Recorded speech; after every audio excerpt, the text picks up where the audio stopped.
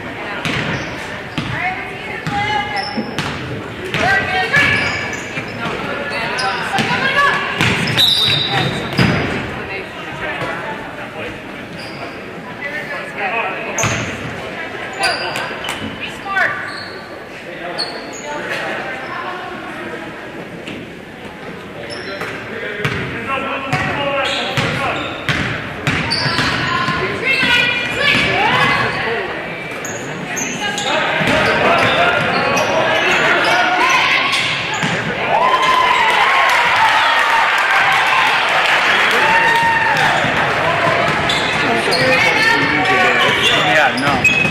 I don't know her that well. Has she got potential to be a decent athlete? Yeah.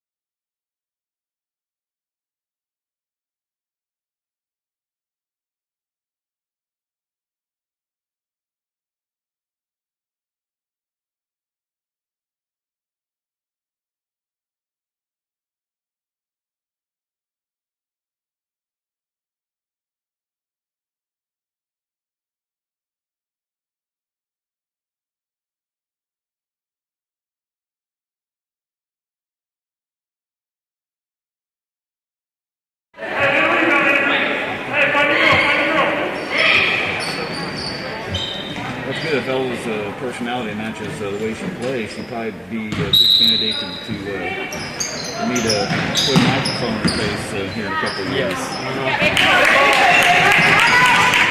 So I've got to figure out next year for coaches versus camps or who I'm going to interview, because there's only going to be one senior, maybe two, because Charlie and Abby Barkley goes out again. That's right.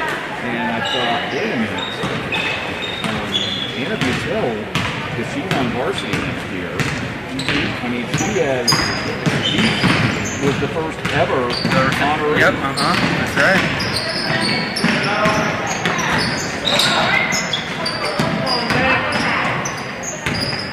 I bet that was a cool moment for her to be able to play in that game.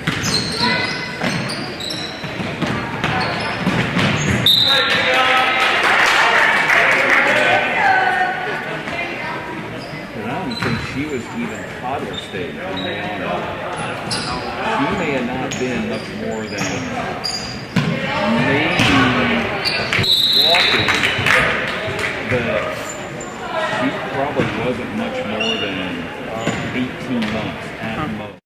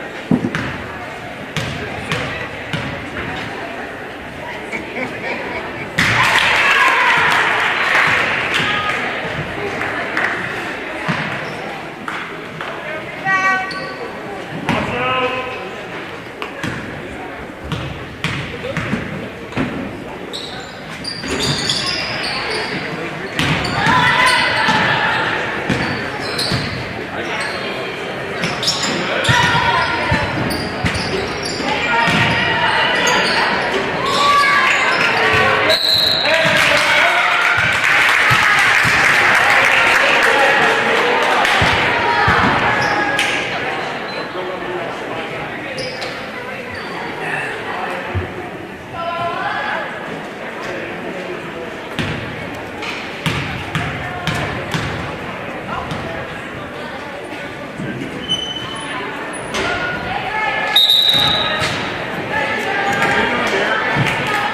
are you?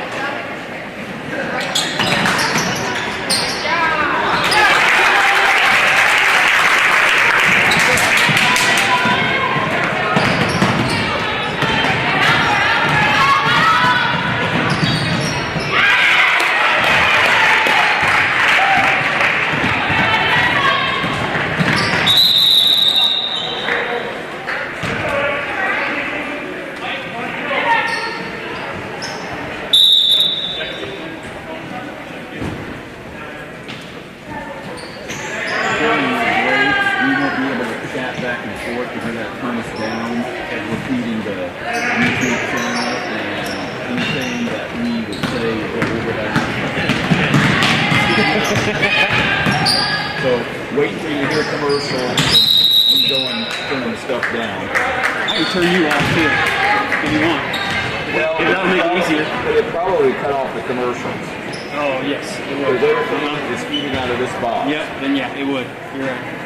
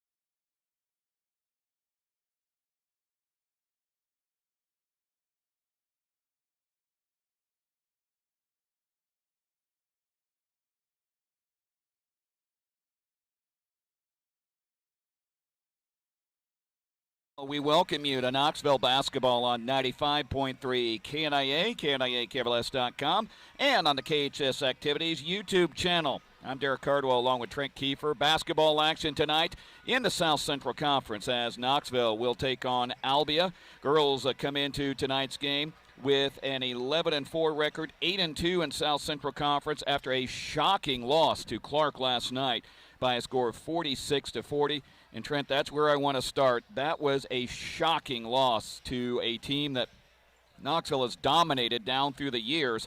And that's kind of what Coach Jim Udemark said. That's what you get when you're not ready to play the game. That's the game of basketball. You got to be ready every night, and I think Clark showed that last night. I don't want to say anybody was overlooked or anything like that, but you got to be ready to play every night, and on any given night somebody can go down, and you wouldn't expect to go lose a game like that. But things happen, and got to rebound and be ready to go the very next night to get a W tonight. Yeah, and probably a good thing that Knoxville has to come back and play 24 hours later, almost 24 hours later, to maybe get that feeling back. But now you're behind the 8 ball in the South Central Conference. You're no longer tied with Centerville. And as long as they went out, they're conference champions outright. So Knoxville's got to be a fan of whoever they're playing. And I think right now maybe does Knoxville just kind of think, okay, let's just win tonight, take care of tonight, because they've got 2 more games after tonight that is going to be nothing but tough for them. I think so, and Coach U does a fantastic job of that. It's control what you can control. He focuses on that in practice all the time, games. It's focus on yourselves and go out and play. Focus on your opponent that you've got at hand, and you got to go 1-0 every night. Well, this is the Cunningham Financial Services radio pregame show. Cunningham Financial Service, Joe Cunningham, investment advisor, Knoxville native, Knoxville committed, Knoxville strong. When we come back, we'll visit our keys to the game on the Cunningham Financial Services radio pregame show on 95.3 KNIA. Are you starting to get the winter blues already? Don't let the cold weather get you down. Stop into Knoxville Farm and Home and get warmed up with their hot deals on fall and winter clothing. Their selection is enormous with Carhartt, Key, Ariat, coats, boots, hats, and gloves. That driveway isn't going to clean itself. Check out our new selection of snow blowers and shovels. Don't forget the salt. So when the weather gets cold, choose Knoxville Farm and Home, located on Highway 14 South in Knoxville. When you need bulk landscaping supplies, think Creative Landscaping. When you need river rock to finish off that flower bed or mulch to go around all your trees, think Creative Landscaping. When you need bulk compost or it's time to fill that big hole in your yard with dirt, think Creative Landscaping. Whether it's bulk mulch, compost, rock, dirt, landscaping blocks, or boulders, if you need it, they'll have it or can get it. They'll deliver or you can pick it up yourself. They'll do the installation or give you advice so you can do it yourself. When you need bulk landscaping materials, think Creative Landscaping. Napa know-how. It's a New Year's sale going on at your local Napa Auto Parts store in Knoxville. It's a new year, so it's time to grab some new wiper blades. Save up to 20% on a pair of Rain-X Weather Beater blades. Stock up peak antifreeze, just $11.49 a gallon. When you purchase all 3 of select Napa oil, air, and cabin filters, get back $20 after a mail-in rebate. Get in for Napa's New Year's savings today. Napa know-how. What type of healthcare specialist are you looking for? From dermatology and pain management to orthopedics and plastics, we have you covered. Knoxville Hospital and Clinics currently has over 25 visiting specialists that hold clinics in Knoxville. Your healthcare is our priority, and we are here to bring care close to where our patients live and work. Our visiting specialists provide consultation, treatment, and surgical procedures right here in Knoxville. For more information about the visiting specialist at Knoxville Hospital and Clinics, call 641-842-1555. Back here at Knoxville High School on the Cunningham Financial Services radio pregame show on 95.3 KNIA. Let's take a look at tonight's keys of the game. And Trent, after last night's performance, defense. The first half defensive effort just wasn't there last night for Knoxville. Let Clark into the lane. And Albia can do the same thing tonight with the workman girl who can create and a little bit taller lineup to deal with tonight. Yeah, and no practice time to work on that after last night, but I'm sure Coach and the team have talked about it. And when you let teams into the paint, you know, that's where you get broken down as a team on defense. So sure that'll be an area of focus, and hopefully we get some things shored up. And turnovers as well, I think, is going to be key. If Knoxville has 20 turnovers, they are not probably going to win this game. However, they turned Albia over 30 times in the last time these two teams played back on January 8th, which was a 53-32 win over Knoxville. Panthers got off to a nice start and then kind of tailed off in the middle and then blew them out in the fourth quarter. But, this is a better Albia team. This is not an Albia team that you can go in and name your score like it has been the last couple of years. This is an Albia team that is getting better, and like Clark, they could surprise people down the road. Absolutely. Got to be ready to go, and same thing, it's 1-0 on the night. Be prepared for what you've got in front of you, and you got to go out and execute. Well, that's been tonight's Keys of the Game. Listen to tonight's postgame show on 95.3 KNIA for a key player and key play of the game. We'll have more on tonight's game after this. This is the Cunningham Financial Services radio pregame show on 95.3 KNIA. Hey Knoxville, this is Joe Cunningham with Cunningham Financial Services. As our community works through the virus issue, I encourage everyone to be a great citizen. I view this struggle as an opportunity for Knoxville to shine. Help a neighbor in need. Make a phone call to someone who needs to hear your voice. I choose Knoxville, and remember, we're all in this together. Securities offered through Securities America Inc., member FINRA SIPC. Advisory services offered through U.S. Advisors Wealth Management. Cunningham Financial Services, U.S. Advisors, and the Securities America companies are separate entities. Contacts offer you freedom and can provide for a more natural visual experience. The experience that we have at iHealth Solutions can really help. The newest lenses offer the ease of one-day wear and disposal, so you will always have a fresh, clean lens and never have to clean or store lenses. There are many ways we can adjust to best fit your lifestyle. We'll help you find the right pair, and we will let you test drive them before making the commitment. Experience the freedom of contacts. Schedule your contact lens consultation today at Marion County's Vision Specialist, iHealth Solutions in Knoxville.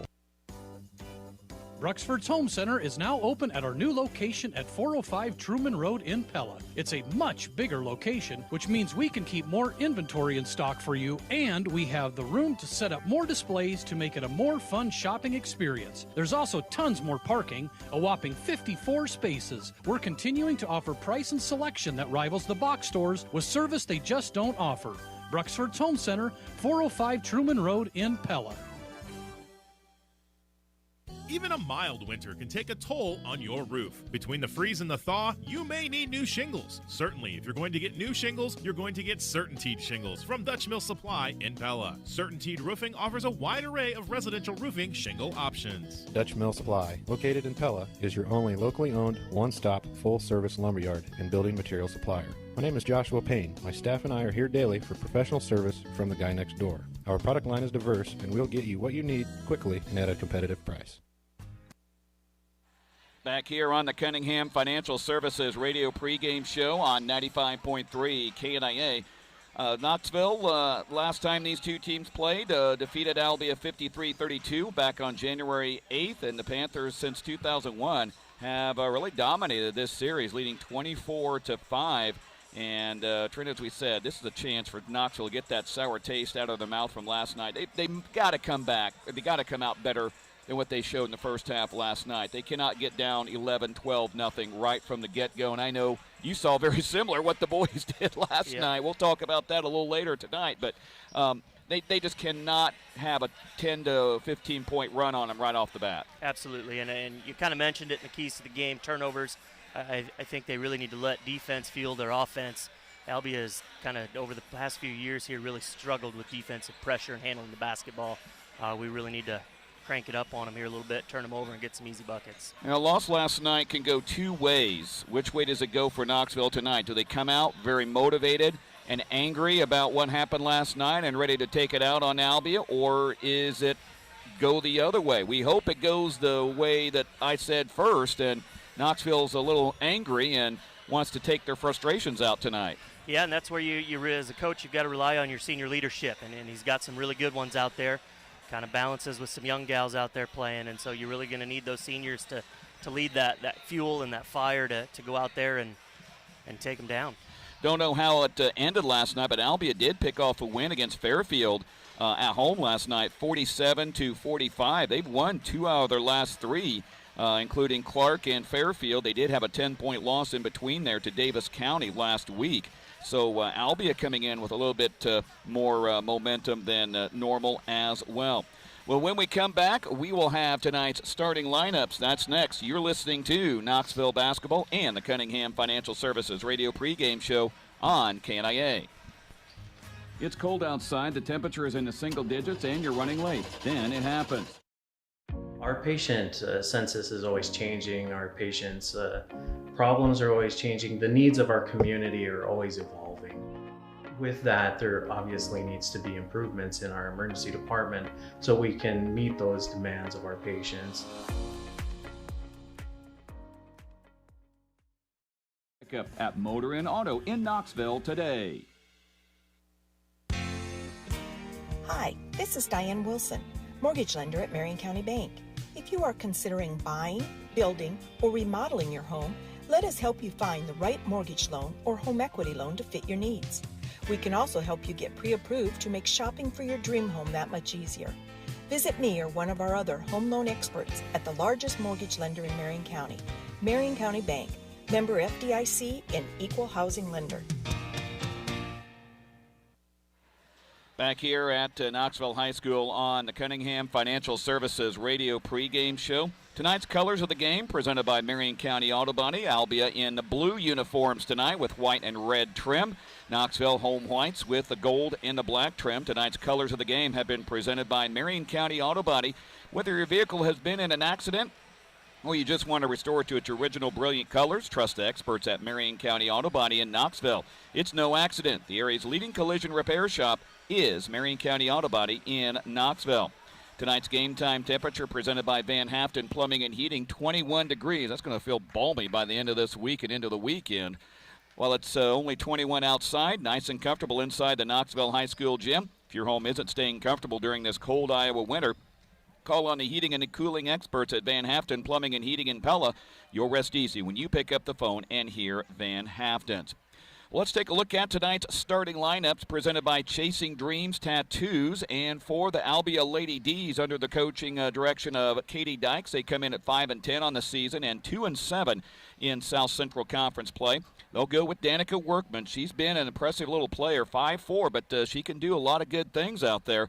One thing is she doesn't have to contend with Nora Pearson tonight. The last game, Nora pretty much gave her nightmares throughout the rest of that night, pretty much shut her down. But unfortunately, Nora is not available tonight, as we've documented with her knee injury. She's going to be out for quite a while and will miss the spring sports season, and hopefully will be back in time for at least maybe a late start in the cross-country season in the fall. Hallie Heinman is also a starter, 5'6" senior. Sophie Waber, 5'6" sophomore. Jenny Kelly, a 5'9" senior, and Allison Major, a 5'9" senior. For Knoxville, a little bit different starting lineup for Coach Jim Udemark tonight. The Panthers come in 11-4 and 8-2 in conference play. Maggie Wilkins, a 5'7" senior. Marley McKay, 5'9" senior. Terry Udemark, a 5'9" senior. Emma Duncan, a 5'5" sophomore. And Brittany Baycorn gets her first career start as a varsity player, a 5'9" freshman. So UD shaking up the starting lineup a bit, maybe getting a few combinations out there, getting closer and closer to the postseason. Well, that's been tonight's starting lineups presented by Chasing Dreams Tattoos. If you can think it, they can ink it. When we come back, we'll have tonight's opening tip. You've been listening to the Cunningham Financial Services Radio pregame show. Cunningham Financial Service, Joe Cunningham, investment advisor, Knoxville native, Knoxville committed, Knoxville strong. We will have tonight's opening tip right after this. You're listening to Knoxville Basketball on 95.3 KNIA. When your furnace breaks down this fall or winter, you can't wait days for a furnace repair or installation. Primo Heating and Cooling can help you immediately, bringing your furnace back to life or installing a new one. Our crew can come to your Marion or Warren County home to diagnose the issue and provide affordable solutions that fit your situation. With the right furnace or installation repair, you can enjoy a warm home once again. Talk to Primo Heating and Cooling today about furnace repair or installation for residential and light commercial. Give us a call today so you don't get stuck in the cold at 641-774-4368. Are you starting to get the winter blues already? Don't let the cold weather get you down. Stop into Knoxville Farm and Home and get warmed up with their hot deals on fall and winter clothing. Their selection is enormous with Carhartt, Key, Ariat, coats, boots, hats, and gloves. That driveway isn't going to clean itself. Check out our new selection of snow blowers and shovels. Don't forget the salt. So when the weather gets cold, choose Knoxville Farm and Home, located on Highway 14 South in Knoxville. Looking for that perfect tattoo? Let Matt at Chasing Dreams hook you up with the ink you're looking for. With years of experience, Matt has been in Knoxville for over 10 years. Have an idea? Let Matt sketch it up for you. Half sleeves, full sleeves, Chasing Dreams can do it all. So if you're looking to head into fall with some time on your hands, head over to Chasing Dreams and get inked up. Chasing Dreams Tattoos located at 621 North Lincoln Street. Call Matt at 641-218-9843 to book your appointment today. Affordable health coverage has been hard to find until now. The new Farm Bureau Health Plan is helping Iowans save as much as 50% on their current premiums. 3 different plans offer the benefits you need, like prescriptions, preventive care, and affordable copays. Farm Bureau health plans are accepted at almost all Iowa providers and can be purchased at any time during the year. See if you can save.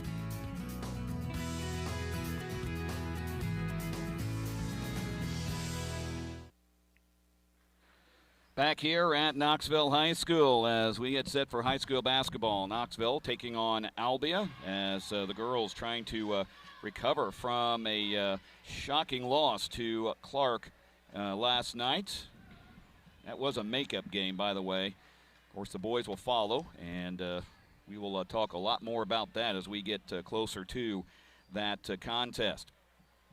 Lineups are as we gave you. Jumping center for Albia will be Allison Major. Jumping center for Knoxville will be Tara Udemark. Tonight's opening tip brought to you by Dutch Mill Supply in Pella, your locally owned lumber yard and building material supplier.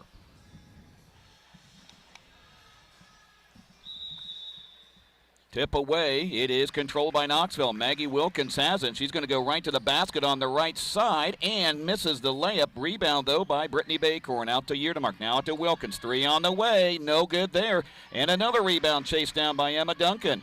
Well, so far, Knoxville's gotten 2 offensive boards so far, so looking good on that department. Duncan has the ball now, goes to Wilkins. She'll line up another 3 from the right side. Splash down, Maggie Wilkins. There you go, Maggie. Got the radar locked in there. And it's 3-0 Panthers early on. A little full-court pressure by Knoxville. Hadn't seen this in a while. Albia with the ball. Here is Wobber with the ball, top of the key. Sophie Wobber will back it up. Now she'll go over to the left side. Gets it over to Hindman. Hallie Hindman on the baseline, cut off. Goes to Wobber once again. Wobber in the corner, gets a double team, trying to find someone to go to, and she gets rid of it to Allison Major. Now to Workman. Danica Workman now in between the rings, guarded by Maggie Wilkins. Workman drives it inside, and it's knocked off of a Albia player, and Knoxville will steal it. Panthers have it. Here's Wilkins. She'll stop, go to Marley McKay, back to Wilkins on the right side. 2-3 zone by Albia. Lob to Brittany Baycorn on the left side. Now she'll lob it right side to Wilkins. Fakes the 3. Drives in. Puts up the 16-footer. And good. It is Maggie Wilkins 5. Albia nothing. Knoxville getting off to a completely opposite start as this game as they did almost 24 hours ago. Here's Wobber with the ball. She gets it knocked away. Battle for the loose ball. Workman turns up with it. She's on the baseline, under her own basket. Bounce pass over on the left side. Now here's Hindman for a long shot. No good. Rebound taken away by Wilkins. Maggie with it across the logo on the dribble. She'll drive inside. Puts up the runner. No good. Rebound taken away by Albia. Emma had a little bit of a hand on it, but couldn't hold on. Allison Major actually got that rebound. Down court she goes to Hindman. Hallie Hindman on the right side. Now goes top of the key, goes into the lane. Spins a pass to Sophie Wobber. Missed the shot. Rebound is taken away by Knoxville. Panthers have it with 5:38 remaining in the first quarter. Knoxville 5, Albia nothing. Wilkins to Duncan. Emma on the left side. Right side to 2, Wilkins. Maggie now way outside. She can shoot it from there. Decides not to. Back to Duncan. Over to Brittany Baycorn. Baycorn now. One dribble goes to Wilkins. Top of the key. Over to Marley McKay. Now she'll get it to Tara Udemark. Right side to Wilkins. 18-footer is no good. Rebound away to Albia. Wobber picks it up, and she'll bring it down. Goes down to Workman on the right side. Can't get a shot off. Inside, ball loose, picked up by Allison Major. She couldn't handle it, and no one from Knoxville noticed it was loose. Here's another loose ball, and near steal by Knoxville. Panthers really causing some problems out there on the perimeter to Albia. Here is Workman going inside, and she threw it right into the lap of Emma Duncan. She'll get it to McKay, down court to Wilkins. Over to Terry Udemark, left side. Back to Wilkins. Maggie, another three, and it's no good. Rebound, Marley McKay, and she cleans it up on the rebound, and it's 7-0, and Albia calls a timeout. 4:34 remaining in the first quarter. It is 7-0 Knoxville. Well, this is a total polar opposite of what I saw last night in Clark. Tremendous job already of using their defense, cranking up the pressure a little bit, wreaking some havoc, getting some easy open looks. Shots are going down. Coming up on Thursday, you can join us for Knoxville girls basketball as they travel to Bondurant-Farrar. That's going to be a tough ask for the Panthers as Bondurant is having a pretty good season. Join us on 95.3 KNIA at 6:15 with a tip at 5:45, or actually 5:40 or 6 o'clock and a tip at 6:15. I know my time.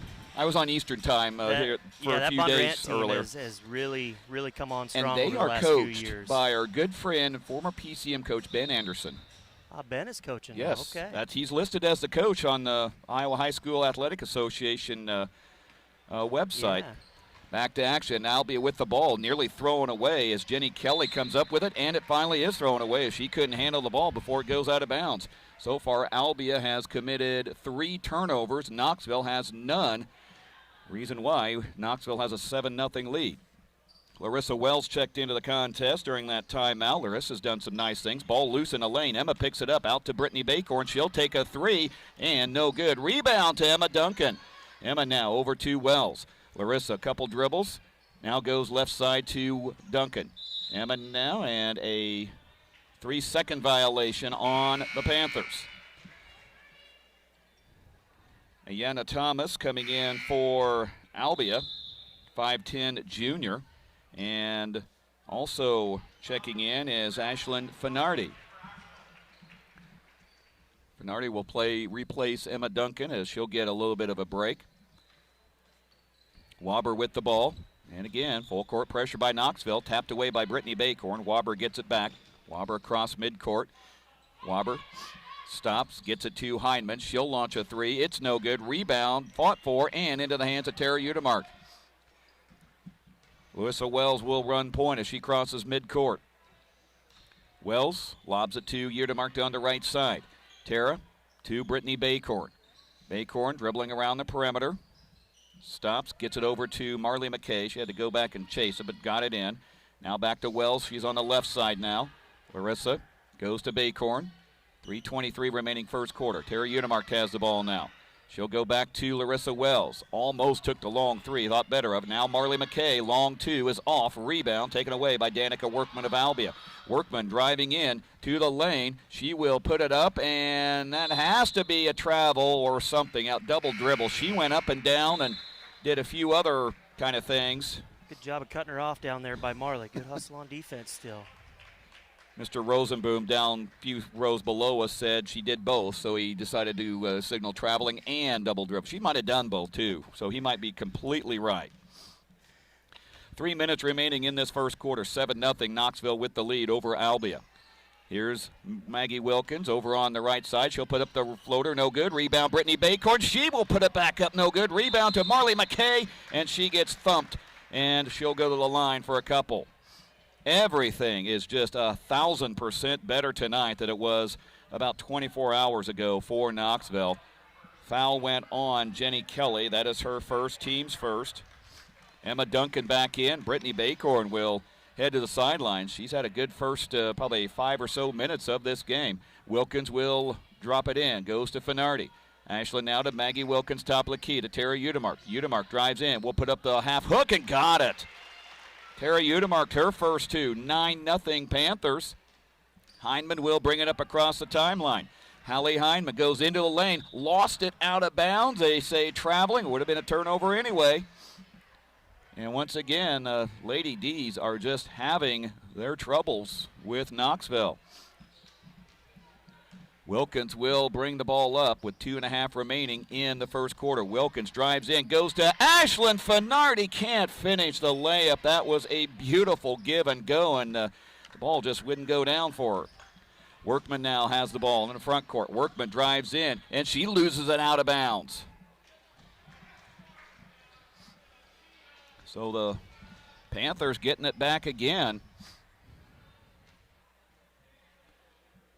And Maggie Wilkins will have the ball. Wilkins, top of the key to Marley McKay, right side. Goes to Ashlyn Finardi on the baseline. Goes to Marley again. Can't get that one to go. There was 2 assists right there on 2 straight possessions. That could have been outstanding. Just didn't go down for him. Workman has the ball and foul on Maggie Wilkins. And Maggie a little over-aggressive there on that one. Her first, team's first. Hindman inbounding in front of the Panther pitch. She is trying to get someone open and does, and finally smacks it into Jenny Kelly. I think I might have hit a Panther. Hindman has the ball, puts a shot up, can't get that one to fall. Rebound taken away by Maggie Wilkins. Down court to Marley McKay. One dribble, stops, lays it up, and scores. Marley McKay has 4 points. Marley was wide open down court, and when the Albia player caught up with her, it was too late. And another steal by Maggie Wilkins. She couldn't save it before going in, and here is the ball into the hands of Jenny Kelly. She puts it up no good. Rebound back up no good again. Hyman another board, and she will get fouled. Tara Udemarkt gets called. That is her first, team second. Hindman at the free throw line. 5'6" senior for the Lady D's. And she gets Albia on the board with 1:16 remaining in the first quarter of play. Baycorn for Udemarkt on Knoxville, so it's Duncan, McKay, Finardi, Baycorn, and Wilkins. Hindman makes both. It's 11-2. Albia still without a field goal in this first quarter. Here is Wilkins driving through the lane, just cuts right through the entire blue defense and scores her 7th point. 13-2. Now Hindman has the ball in between the rings, guarded by Emma Duncan. 56 seconds remaining, first quarter. Hindman gets it knocked away. Battle for the ball. It will be Knoxville ball. Credit Marley McKay for that turnover. 53 seconds remaining in the first quarter. Knoxville up 13-2. Panthers started out on, would you believe, an 11-0 run when they had an 11-0 run put on them last night. Turnabout's fair play, I guess. Sorry, Albia. I guess sorry, not sorry. There's Wilkins. She'll put up the shot, no good. Rebound is fought for and brought down by Hindman of Albia. Now, boy, Hindman has some trouble holding on to the ball, and Wilkins gets her across the timeline, and a steal by Brittany Baycorn. She'll go ahead to Maggie Wilkins, spins, and Danica Workman just reaches out and grabs her arm to stop the drive to the basket. That'll be Workman's first and team's second.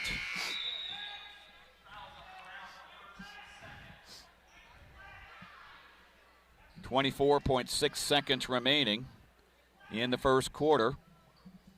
And Marley McKay will trigger in. Goes to Maggie Wilkins.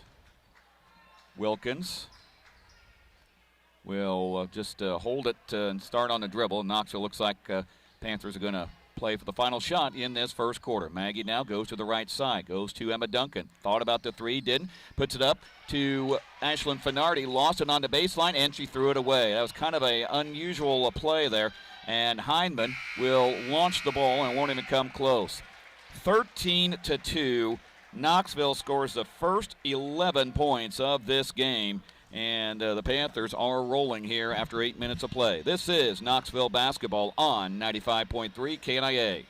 If new home construction is on your mind for next year, now is the time to start the planning process called Mid-Iowa Painters and Construction today. Jamie Holmes will come and meet with you to discuss your plans that you have in mind, discuss options, work with you on design ideas. Mid-Iowa Painters and Construction workers with many companies to ensure only quality materials at the best prices. Shortcuts are not allowed with Mid-Iowa Painters and Construction. Now is the time to start planning your new construction for next spring, and Mid-Iowa Painters and Construction is the name to remember to make planning and building easy and affordable. Call 641-891-7079. 891-7079. Mid-Iowa Painters and Construction. Back here at Knoxville High School as the Knoxville Panthers leading Albia after 1 quarter of play, 13-2, and it was an 11-0 run to start off, Trent. I don't know if they planned it that way, but that was pretty fun to see in those first few minutes. It was a great start to the ball game. I think we turned them over about 8 times there in that first quarter. Really did a good job crashing the boards early with some offensive rebounds as well, and that's the way we needed to come out. You know, we talked about it before the game, and the girls did a great job coming out and starting that game hot. Maggie Wilkins, 7 of the Knoxville's 13 points in that first quarter. Marley McKay with 4 and Terry Udemark with 2.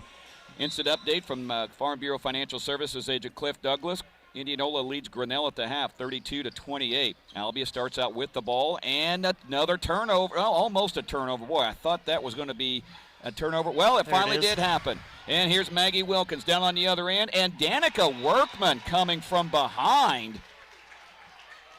I think Danica Workman just decided, you know what, you stole the ball from me, and I'm going to not let you shoot it. It was a good recovery. That was. Inbound to Tara Udemark, and nobody covered Miss Udemark there for Albia. And it was like, well, if you're going to watch me, I'll just watch me lay it up on you. 15-2. Now here's Sophie Wobber with it over to Allison Major. Major in between the rings on the dribble. Major looks around, can't find anybody. Nearly threw it away. Workman brought it in. She's top of the key now. Workman goes right side. And on a offensive foul. Boy, it took the official about 3 seconds to decide, and Workman is called for her second, team's third. And Knoxville will have it again. Thomas back in for Albia. She does not look 5'10" at all out there. Maybe she is, but not from up here, does she? No, it doesn't. Look like 5'8" at best. Here is Wilkins. She'll put up the shot, and it goes in. Maggie Wilkins might be having one of her nights tonight. 9 points for Maggie, and it's 17-2. Doing a great job of getting to the basket. Here's another Blues ball picked up by Albia. Ashlyn Finardi had it for a split second, and then Brittany Baycorn says thank you very much. She will wait for everybody to catch up. Maggie Wilkins has it, and a turnover as I think Maggie, she went into the lane, and I think a little surprised to see a bunch of blue shirts in there, and I think may have startled her just a bit. So the Lady D's will have it again. Wobber with it across midcourt. Wobber goes into the lane, has it knocked away, and Ashlyn Finardi picks it up. Wilkins will bring it across the logo on the dribble. Maggie approaches top of the key, goes to Emma Duncan left side. Emma works it on the perimeter. Goes to Baycorn. Brittany now. Sends it to Tara Udemark. Tara goes to Emma Duncan. Emma dribbling on the perimeter, goes to Udemark. Tara lofts it over to Ashlyn Finardi. Gets it blocked from behind. Shot fake might have worked there, but Ashlyn was going up aggressively. With it now is Wobber. Goes to Thomas, Ayanna Thomas. Now to Danica Workman. Workman, and it's stolen away again by Maggie Wilkins. You know, she saw Nora Pearson in her nightmares on one night. She may see Maggie Wilkins in her nightmares, and a timeout called by Jim Udemark. So Udy calls a timeout to talk things over for 30 seconds. 5:44 remaining in the second quarter. 17-2 is the score. Tomorrow night, enjoy local radio sports page at 6 on KNIA. We'll have highlights from our broadcast, interview with local athletes, and more. That's Wednesday at 6 on 95.3 KNIA. Hope to have a couple of boys basketball players on tomorrow, hopefully after a win tonight as well. 5:44 remaining in the second quarter. And the Panthers are up 17-2. We mentioned that Nora Pearson is not available tonight. Neither is Melanie Sullivan, as she took a fall, and hopefully it's not serious, but looked like maybe a knee problem or knee injury. And Melanie is in uniform, but sitting beside Nora actually on the bench. So hopefully Melanie's not hurt too seriously. That was during the JV game. Knoxville has the ball. Here's Wilkins, top of the key. Wilkins goes in, puts up an off-balance shot that's no good. Rebound to Emma Duncan. Duncan out to Marley McKay, over to Wilkins. Wilkins goes right, goes to Terry Udemark, drives to baseline. Will put it up, gets it slapped away. I think she might have been trying to get a foul called, and Heineman blocked that one cleanly. On the other end is Heineman. Now it's knocked away again, and Maggie Wilkins will catch up to it. She will take it all the way in and lays it up and scores. 11 for Maggie Wilkins. 19-2 Knoxville, just dominating things right now. Waber across timeline. She's met there by Brittany Baycorn. Waber goes to the left, now switches directions. Looks all over. Boy, there's just nobody to go to if you're a blue uniform. Waber now goes off to Juliana Brown, and that goes out of bounds. It'll stay with Albia. Workman back in for Knoxville. Larissa Wells returns to the action for the Panthers. And Maggie Wilkins with 11 points will get a break. Now here's Heineman with the ball to Workman. Workman gets it back to Heineman on the left side, drives the baseline, puts it into, well, ball's loose again, and they tie it up. And I believe they'll go to Knoxville if it's a tie-up, and that's what it is. Marley McKay got that tie-up. She probably holds the school record for most forced tie-ups. I don't think Knoxville keeps that record, but they ought to start with Marley. Man, she finds a way to get into the mix She every does. time, doesn't she? Yeah. Every time. Here is Brittany Baycorn. Now to Terry Udemark. Inside to Brittany. She will go in, and she'll get handcuffed by Hallie Heineman. That'll be her first, team's fourth. Brittany had a direct beeline to the basket, and Heineman just said, no, you're not going to go up for the shot, even if I have to foul you. Here is Duncan, gets it out to Marley McKay. Now back to Duncan. She'll take the three. No good. Rebound is hustled after by Larissa Wells and just couldn't handle before it went out of bounds. So it goes over to Albia. Danica Workman will bring it up. And she'll be met at the top of the key by Larissa Wells. Hands it, well, no, thought was going to hand it off, keeps the ball. And Larissa takes it away, and they're going to call Larissa for the foul. It's a tough call right there. Yeah. That's some pretty good defense. That is her first, team's third. Heineman will trigger in, guarded by Duncan, gets it into Workman.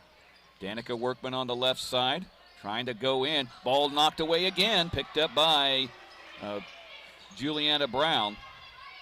Brown looks over to Thomas. Ayanna Thomas. She lost a dribble, got it back. Over to Brown once again.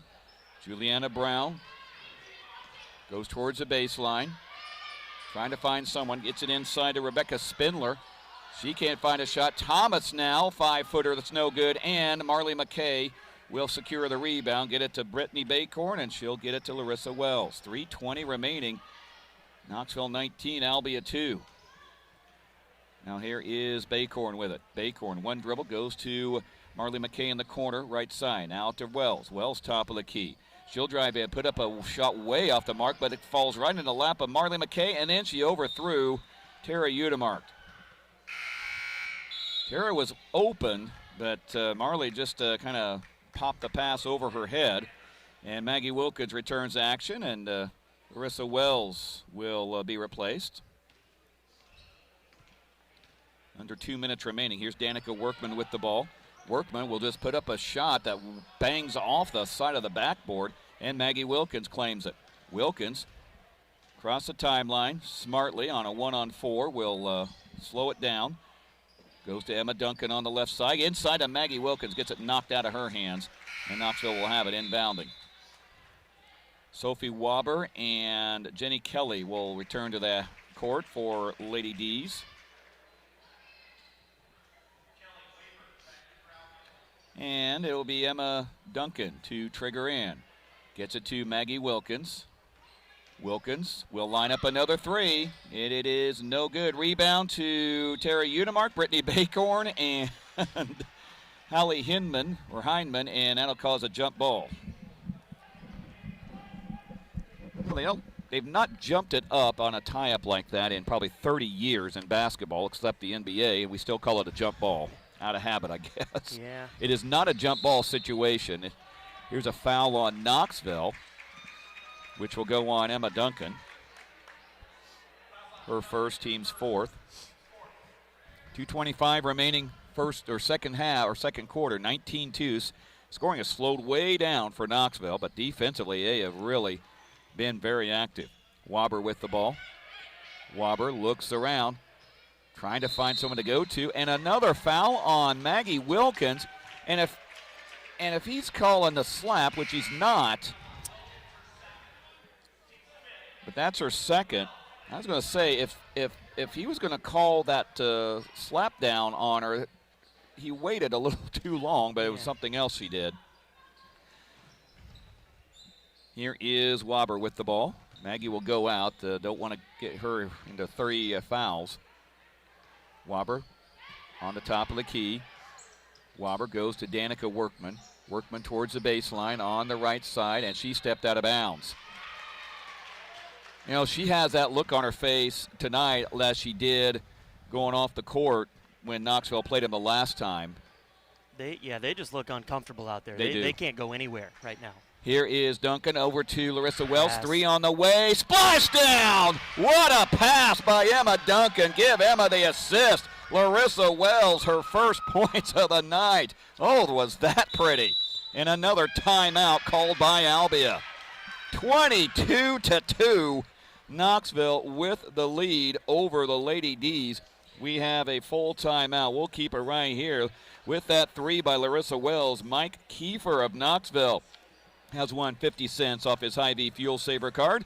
Make sure you stop by the Knoxville Hy-Vee and register for your chance to win during our next Panthers broadcast in the Hy-Vee Fuel Saver Radio 3-Point Challenge.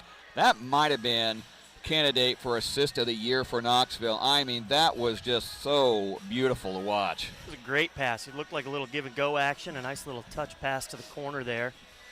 It always looks better when it goes in. Yeah, that's a candidate for our creative idea brought to you by Creative Landscaping. We'll file that in our memory banks tonight. 1:38 remaining in the first half. Knoxville in control, 22-2 over Albia. Well, we were hoping Knoxville would be a little mad coming out, a little motivated, and boy, are they ever. And Albia is really kind of the sacrificial lambs, if you will, on this night. And Danica Workman has been a really nice player for Albia through the years. But, man alive, has she been frustrated by this team both games this year. Once by Nora Pearson and then pretty much by everybody in this one. Lady D's will have it. Here is Hindman with the ball. Hallie Hindman goes towards the baseline, guarded by Emma Duncan.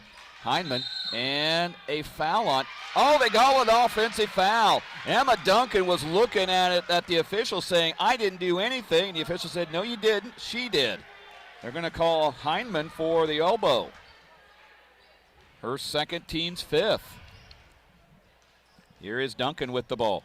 Emma goes to Larissa Wells. Wells drives in, puts up the layup, and couldn't get it. Rebound to Emma Duncan. Duncan has it knocked away. Ball on the ground, and it'll be a tie-up, and Knoxville will keep it. 1:15 remaining in the first half.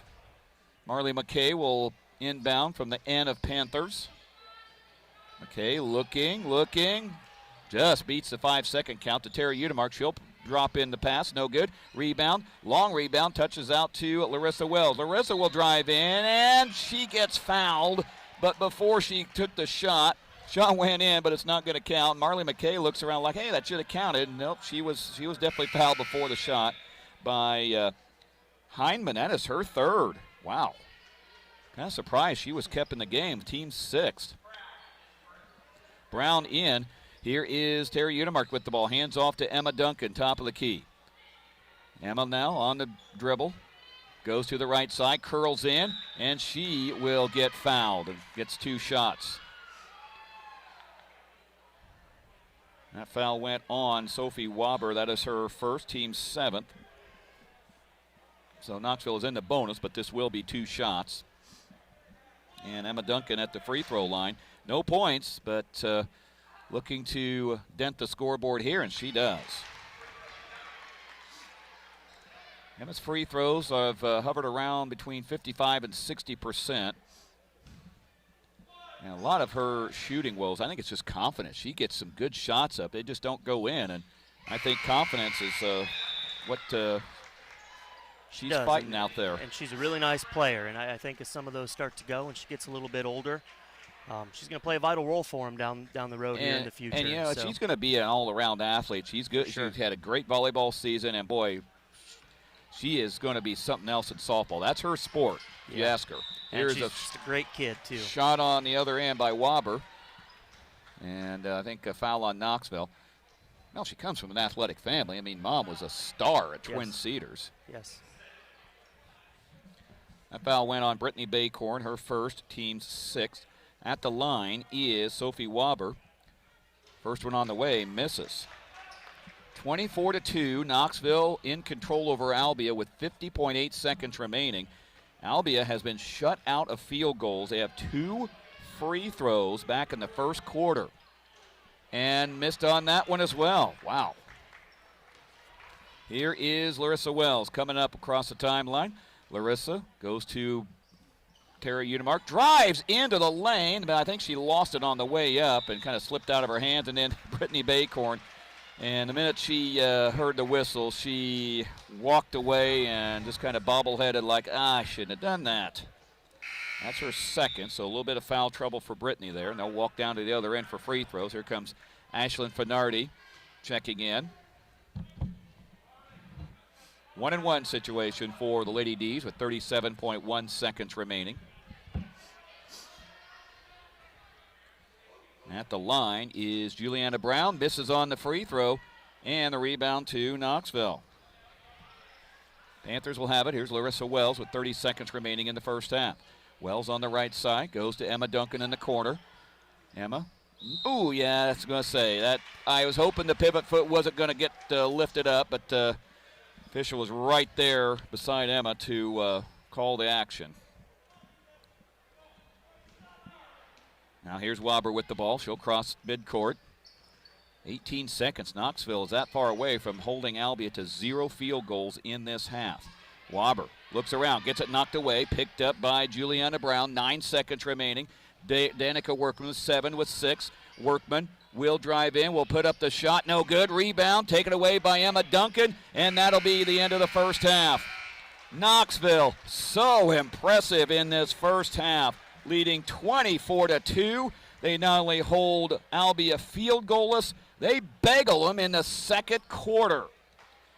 We will have the Motor Inn Auto Group radio halftime show right after this. You're listening to Knoxville Basketball on KNIA. Some years you need more than a tax preparer. You need a tax planner, someone who will help you achieve your goals by helping you plan for your child's college education or your retirement, or help you save money by structuring a business transaction in just the right way. When you need a tax planner, come see the professionals at Don Cron CPA. You'll be glad you did. Don Cron CPA in Knoxville, 842-5821. You see numbers, we see opportunities.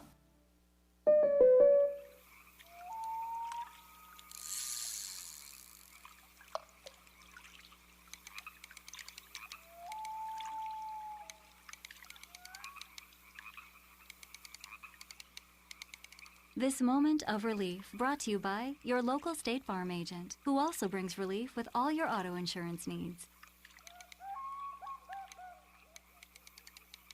Call me, Jay Olson, here at State Farm, 842-2161. NASCAR is coming to Knoxville. The NASCAR Camping World Truck Series is taking on the historic 1/2 mile at Knoxville Raceway. That's right, Friday, July 9th, NASCAR at Knoxville. Be there to experience the first NASCAR race at Knoxville Raceway. Tickets start at just $35 and are on sale now at KnoxvilleRaceway.com. The NASCAR Camping World Truck Series, July 9th at Knoxville Raceway. What What type of healthcare specialist are you looking for? From dermatology and pain management to orthopedics and plastics, we have you covered. Knoxville Hospital and Clinics currently has over 25 visiting specialists that hold clinics in Knoxville. Your health care is our priority, and we are here to bring care close to where our patients live and work. Our visiting specialists provide consultation, treatment, and surgical procedures right here in Knoxville. For more information about the visiting specialist at Knoxville Hospital and Clinics, call 641-842-1555. When you're doing business in a community, it makes a difference who you do business with. Kevin Wadley CPA in Knoxville does tax returns, electronics filing, and general bookkeeping, what CPA doesn't. But Kevin also knows the value of offering more than just business. You'll see Kevin supporting the community through civic organizations, working with our young people, volunteering his time to local organizations, and more. That's dedication to the future of Marion County. Never underestimate the value of a CPA. Kevin Wadley CPA in Knoxville. Back here at Knoxville High School, this is the Motor Inn Auto Group Radio Halftime Show. Motor Inn of Knoxville, the dealer that's easy to deal with and hard to beat. Knoxville has been hard to beat. They've been hard to score on tonight, 24-2. They lead the Albia Lady D's. Panthers bageled Albia in the second quarter, 11-0. And held Albia without a field goal in the entire first half. Only 2 free throws by Hallie Hindman for Albia. I'm not going to take long to tell you the scoring rundown for Albia because that is it. She has the only points for the Lady D's. For Knoxville, 11 points from Maggie Wilkins, 4 from Marley McKay, 4 from Tara Udemark, 3 from Larissa Wells, and 2 from Emma Duncan. Let's go inside the numbers presented by Kevin Wadley, CPA. And, boy, Trent, the stats will show that Knoxville was active on defense and absolutely throttled Albia every which way. They did, and you know, I think they had somewhere around 17 turnovers, and when you have a half where you have more turnovers than you have shot attempts, you know, things aren't going to look very good for you. I think they had somewhere around 3 or 4 shot attempts total the entire second quarter, which led to the goose egg on the scoreboard. And a lot of that's credit to the defensive pressure. Knoxville, 8 of 22 from the field, 2 of 6 from three-point range, made both of their free throws. They've out-rebounded Albia 17-10, something we probably don't see a lot of for Knoxville, and that was one of our keys to the game tonight was you got to rebound. Well, Knoxville is doing that, and a lot of these are offensive too, which is rare, which is a rarity. They've got to be. I mean, with the amount of shots we're getting up, you wouldn't expect us to necessarily be leading the rebound battle tonight, but we are crashing the offensive glass hard, just really outdoing them in terms of intensity and aggression on the floor. And Albia, as Trent said, 17 turnovers and 5 for Knoxville. It's been Inside the Numbers presented by Kevin Wadley, CPA. Never underestimate the value of a CPA. Kevin Wadley, CPA, in downtown Knoxville. We will have halftime adjustments coming up next. This is the Motor Inn Auto Group Radio Halftime Show on 95.3 KNIA. There are a lot of seasons we look forward to. For you hunters, deer season is certainly one of them. During the rut, we could all potentially go deer hunting anytime we get behind the wheel. Deer are on the move, and we urge you to drive with extra caution this time of year. If you're unfortunate enough to have a run-in with Billy the Buck or one of his family members, rest assured you'll receive premium service and a quality repair with Marion County Auto Body. It's no accident. The area's leading collision repair shop is Marion County Auto Body in Knoxville. 2021 is here, but Motor Inn Auto Group in Knoxville still has 2020 models in stock, and they must go.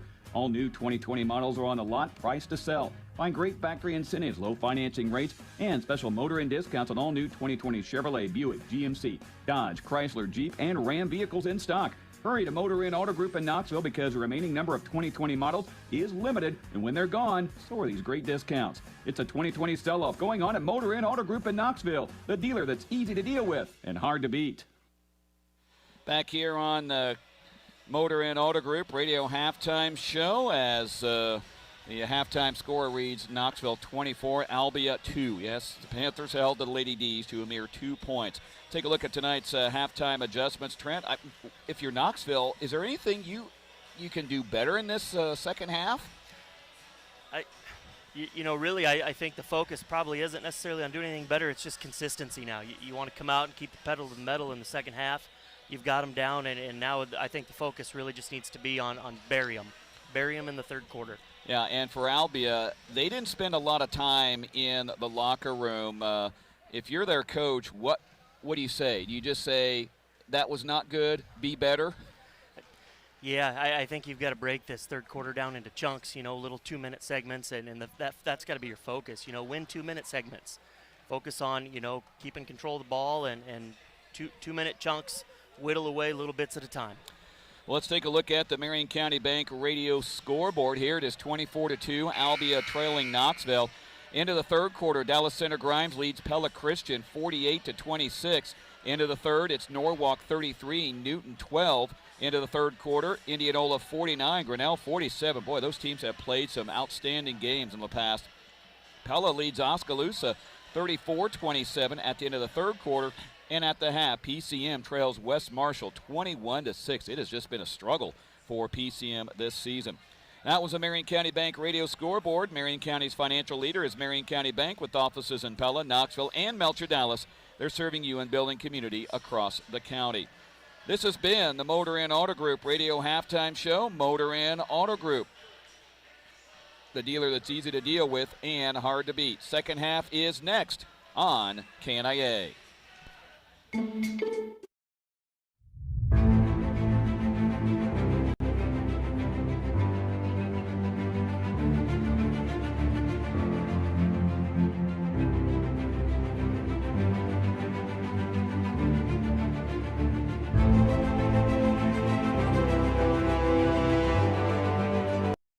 Free money towards your education. Community First Credit Union is federally insured by the NCUA.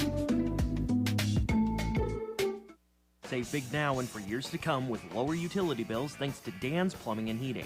Dan's Plumbing and Heating and Rude are the key to making sure your home is running at maximum efficiency. When you replace your old heating system with an Energy Star certified Rude Ultra Series system, your home will be a comfortable, energy efficient palace. Call Dan's Plumbing and Heating today at 842-6937. I'm Eric Pearson. Call Dan's Plumbing and Heating, your authorized Rude dealer in Knoxville today. That's 842-6937. Van Haften. Hi, I think our furnace went out. It's freezing in our house. I'm not even sure what kind of furnace we have, but I really need you to come fix it. Okay, don't worry, ma'am. We'll send one of the big trucks. Van Haften Plumbing and Heating's fleet of big trucks rolling around the Marion County area don't just look cool. These big trucks are well stocked with extra parts and supplies to get the job done quicker so that your house can warm up quicker. It's another reason you'll rest easy when you pick up the phone and hear Van Haften.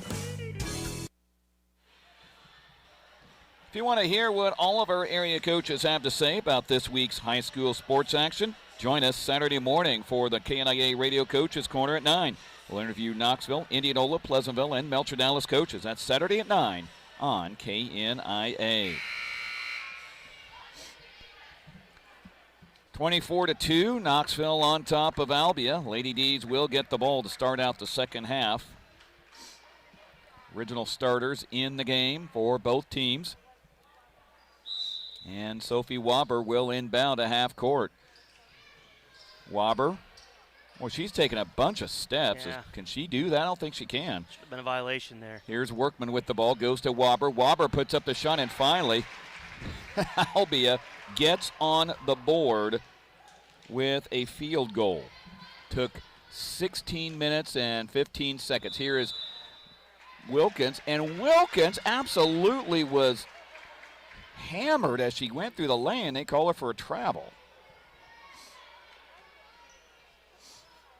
So Albia will get it. Here comes Hindman with the ball across midcourt.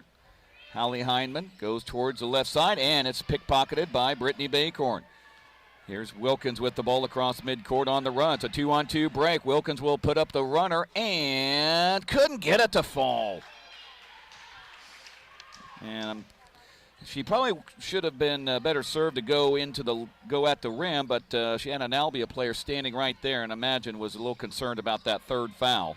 Here's another near steal. It is a steal, in fact, by Brittany Baycorn, and it gets to Marley McKay to Tara Udemark. Back to Marley. Now over to Wilkins. Wilkins drives in. Will put up the floater. Short on that one again. And Knoxville starting off a lot rather cold from the field, and a timeout called by Jim Unimark. I think Udy's not happy with something. I think it was a technical foul. I think Udy's kind of arguing of that non-foul call against Maggie. I would assume, because that's about all that's gone wrong. Both officials are over there. Now, one of them who actually called the technical will still discuss with Udy.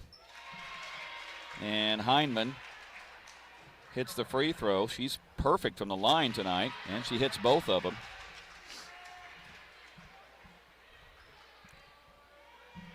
.6:55 remaining third quarter, 24-6. Knoxville on top.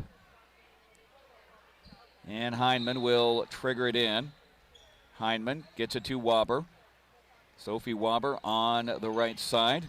Stops. She'll launch a three, and good.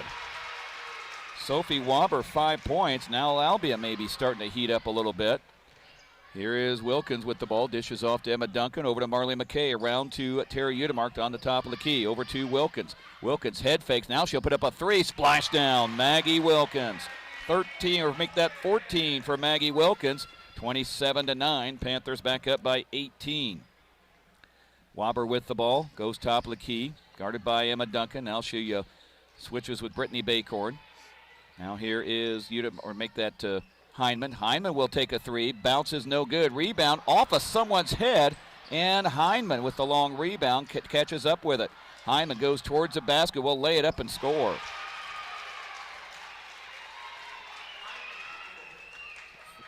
She's got 6 points, 6 of their 11. Here is McKay over to Udemark on the baseline. Udemark gets it to Emma Duncan. She lost it, picked up by Baycorn. Brittany now over to Wilkins. Wilkins, top of the key, dishes off to Emma Duncan, launches a three, try, no good. Into the lap of Brittany Baycorn, puts it back up, can't get that one to fall. And Albia will have it. Waber across the timeline. Waber in between the rings.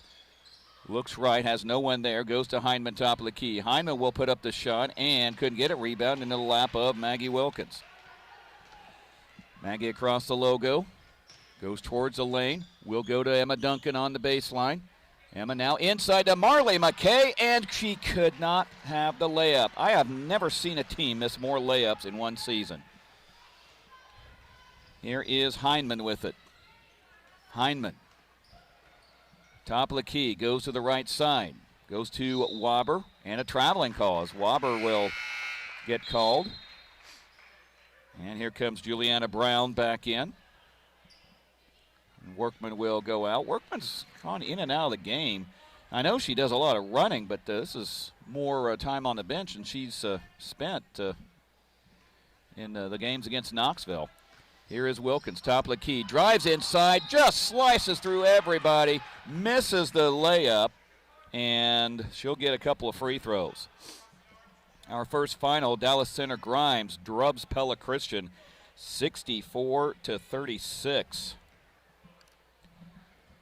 Foul went on Jenny Kelly, her second, team's first of the half, and Maggie Wilkins at the free throw line and missed on the first shot.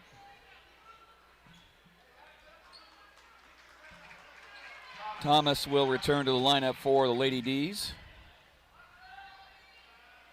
And Wilkins has another opportunity.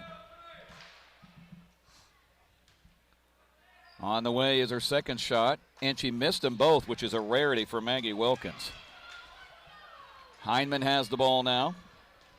Hindman gets it across the timeline, goes into the lane, lost it. Fight for the loose ball, picked up by Jenny Kelly. Kelly into Thomas. She can't make the layup, and the rebound skied by Brittany Baycorn. Over to Emma Duncan. Duncan across midcourt. Duncan approaches top of the key. Over to Marley McKay, and a foul away from the ball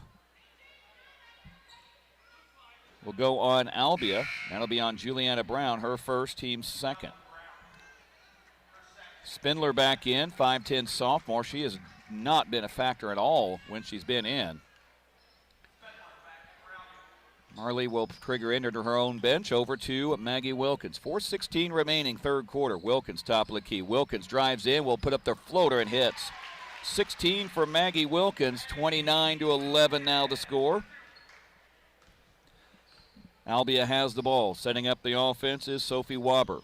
Waber top of the key, guarded by Brittany Baycorn. Waber hands off to Heinman. Nearly had it stolen away. Waber got it back to Thomas. Thomas gets it in over Marley McKay and somehow got the shot to fall. Ayanna Thomas, her first 2 points. 29-13. Here is Wilkins. Wilkins drives in, slices and dices right through the lane.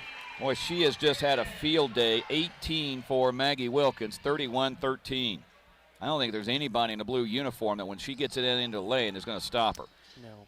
Heinman, triple team, somehow gets out of it, goes to Spindler, and she puts it in. Rebecca Spindler, her first 2 points of the contest. That's what happens when you triple team someone. A couple people are obviously open.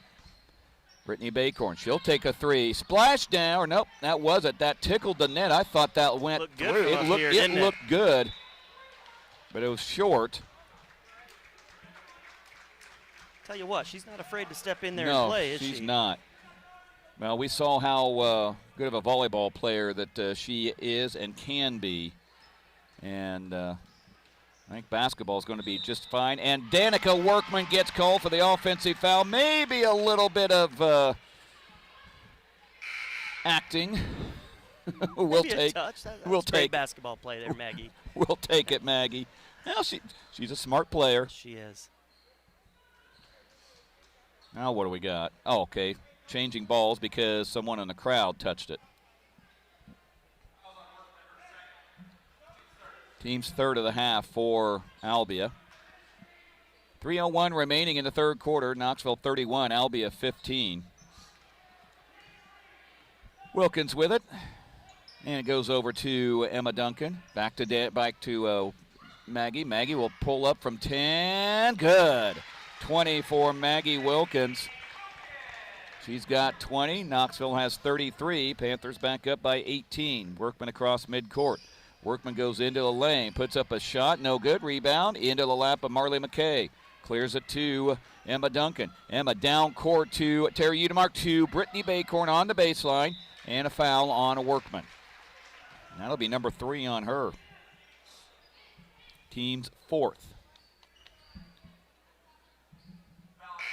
So Waber back in. I would imagine Workman will go out. Yep. Workman has no points, 3 fouls, and just as frustrated look on her face as the last time these two got together. Here is Wilkins with the ball. Wilkins in between rings. Long three. It's good. Splash down. Maggie Wilkins. She shot that from the Joel Tonda tennis courts, I think. In the gym range, we'll say. 36-15. Sophie Waber with the ball. She'll get it to Thomas. Thomas on the right side. Thomas goes to Brown, and she is fouled by Marley McKay, her first, team's first of the half. Heinman to inbound. Hallie Heinman trying to find somebody. Gets it to Juliana Brown. Nearly travel. Gets to Heinman. She'll take a three. It's way off the mark. Rebound to Emma Duncan. Duncan will get it to Maggie Wilkins. Wilkins across midcourt. Wilkins drives into lane. Dishes off to Marley McKay. On the baseline. Over to Udemark. Now to Duncan.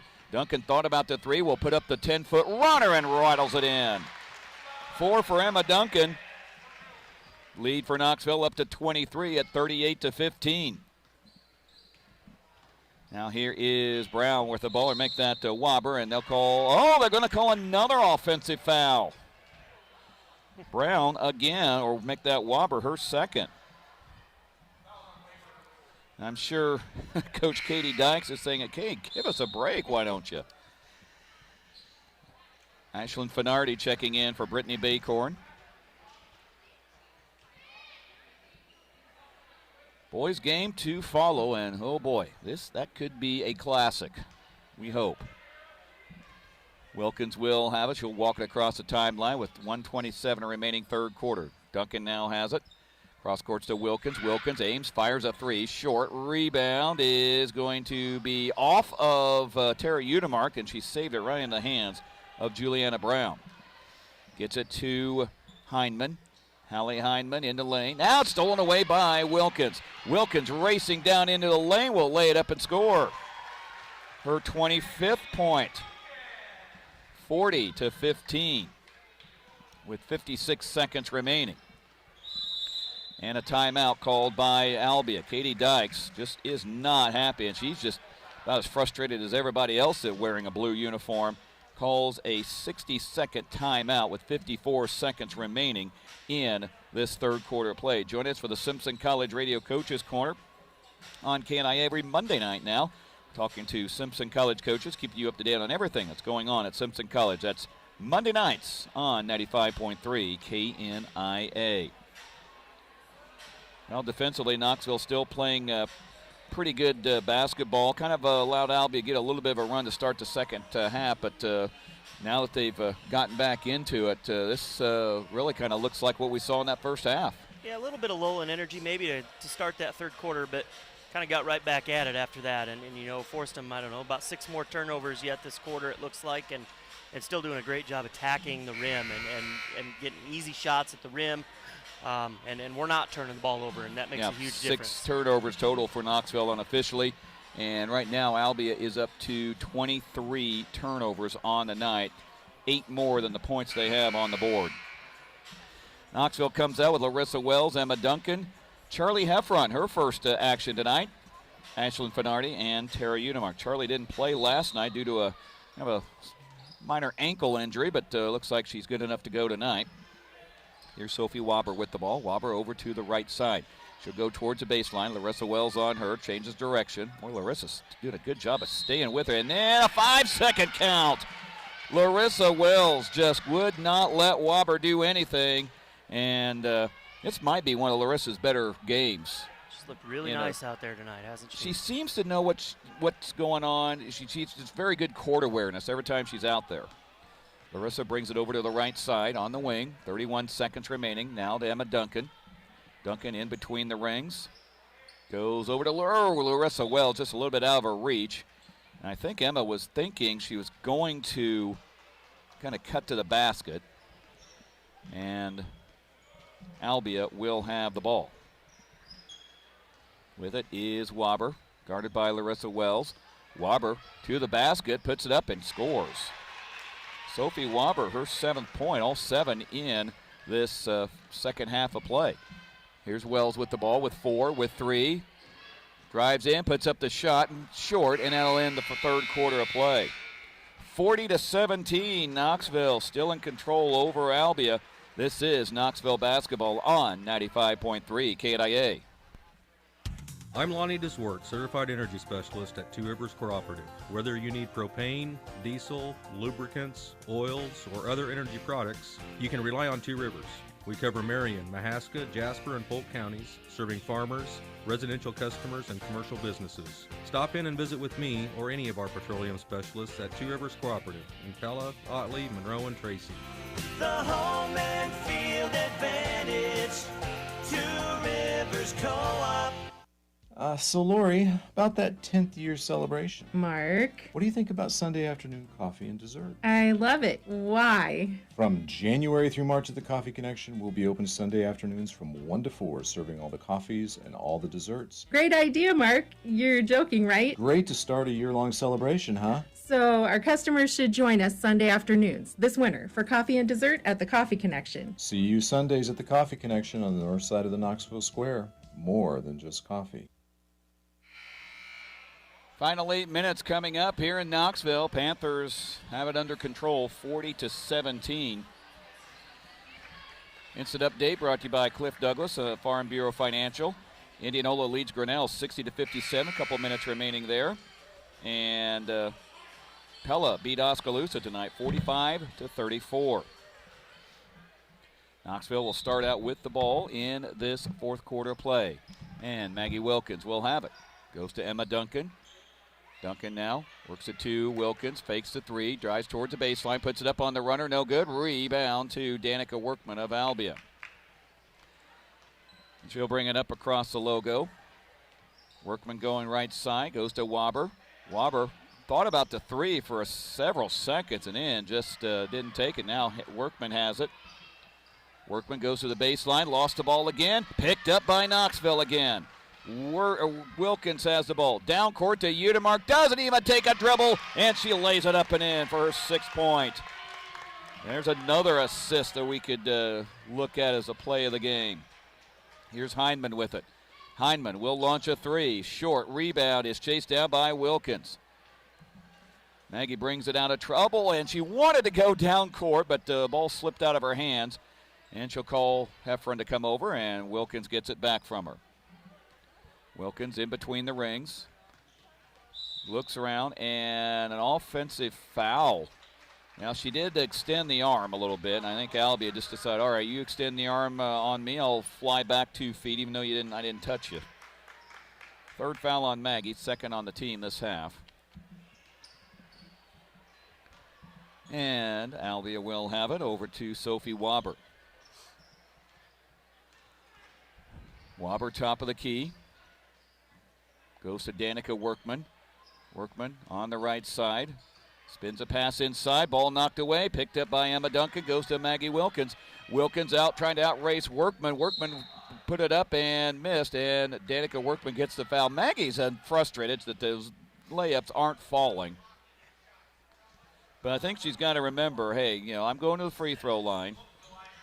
That is the 4th foul on Danica Workman. And Maggie Wilkins at the free throw line. I get the sense Maggie doesn't think free throws are very fun to take. She's good at making them, about 78% on the season. Hey, if I could shoot like Maggie, I'd probably think free throws are probably the most unexciting shot in basketball. But it's a very important shot to master. That's right. Anymore, it seems to be live by the 3, die by the 3 for kids. 2nd one goes in by Maggie. She has 27 points on the night, and it's 44-17 Panthers. Here's Wobber with the ball. Wobber will drive in. No good. Rebound to Charlie Heffron. She will throw it out and threw it away. Here is Wobber with the ball again. I think because she wanted to go down court, just didn't have anything down there. Wobber a 3, no good. Rebound, ping-pongs around inside, and Finardi comes out with it. Here's Wilkins down court. Wilkins spins a pass to Heffron, puts it up, can't get that one way too high off the backboard. And Charlie might have been a little too excited to get that ball. She was open. Into the 3rd quarter, Farm Bureau Financial Services agent Cliff Douglas Instant Radio Update. West Marshall drubbing PCM 45-13. Here's Wilkins with the ball. She'll work it around the perimeter. Wilkins in between the rings. 5:55 remaining in this game. Wilkins goes to Emma Duncan. Now back to Wilkins. Launches a 3. Long one. No good. Rebound taken away by Emma Duncan. She gets the cleanup on the basket there for her 6th point. Now Wobber across the timeline. Goes straight into the lane. Lays it up. Got it in a foul. Sophie Wobber, nobody picked her up until it was too late. She's got 9 points. And Emma Duncan will get charged with her 2nd foul, team's 3rd. And Sophie Wobber at the free throw line for a bonus shot. On the way, missed it, rebound into the hands of Charlie Heffron. Gets it to Maggie Wilkins. Wilkins across the timeline, top of the key. Wilkins nearly had it stolen from behind. Gets it to Heffron, back to Wilkins. Maggie dribbling. Goes to Emma Duncan on the left side. Now back to Wilkins. Wilkins towards the baseline, puts up the runner, blocked from behind, and that will be charged to Allison Major, her 1st, team's 6th.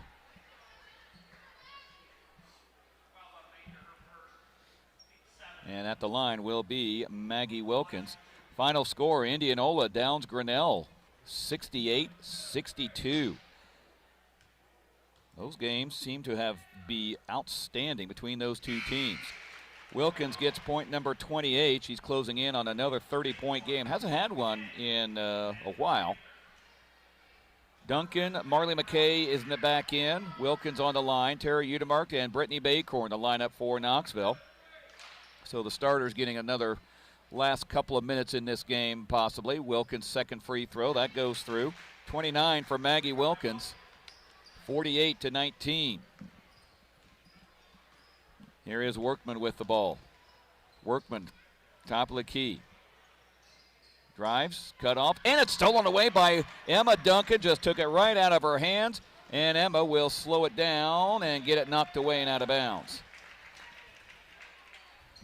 I mean, she just absolutely picked Workman clean on that one. Just reached out and took it right from her.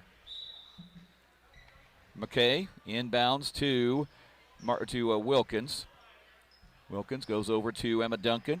Back to Wilkins over on the left side. Almost took the long three. Goes back to Marley McKay. Three on the way. It's no good. Rebound to Wilkins. He'll put it back up and score. And Maggie has another 30-point game. I think that's her 6th or 7th of the season. 50-19. We're getting close to the running clock rule here. And Workman goes in and gets twisted around. That'll go on Emma Duncan. That'll be 3 on her, 4 on the team. And Larissa Wells will check into the game. Replaces Tara Udemark. Ashlyn Finardi will announce her appearance, and she'll replace Emma Duncan.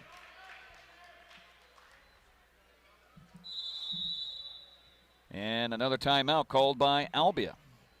Full timeout called by the Lady D's with 4:23 remaining in the game. 50-19, Knoxville over Albia. This is Knoxville Basketball from the Knoxville Hospital and Clinics radio broadcast booth on KNIA. Winter's here, and with it comes snow and wet weather conditions. Upgrade your winter driving experience with a new set of Firestone Weather Grip tires and step up your savings with a trip to Raceway Tire and Exhaust. The auto experts at Raceway Tire and Exhaust have everything you need to keep your car in top driving shape for the weather to come. From Firestone Weather Grip tires to batteries, wiper blades, and more. Take on any forecast this winter with new Firestone Weather Grip tires. Stop into Raceway Tire and Exhaust today. Raceway Tire and Exhaust. We got what you need to get you on the go.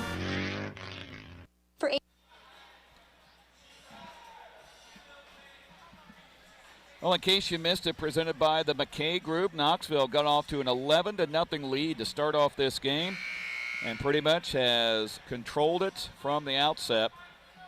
In fact, they bageled Albia in the second quarter, 11-0, and held Albia field goalless in that first half.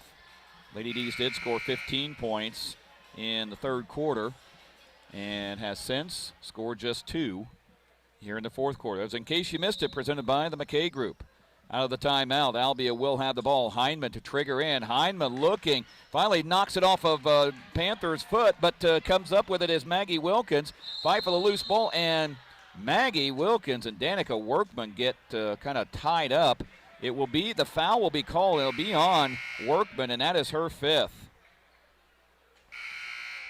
And Workman, nothing malicious there. She just was going for the ball and just happened to have Maggie kind of around the neck, and they both fell to the ground.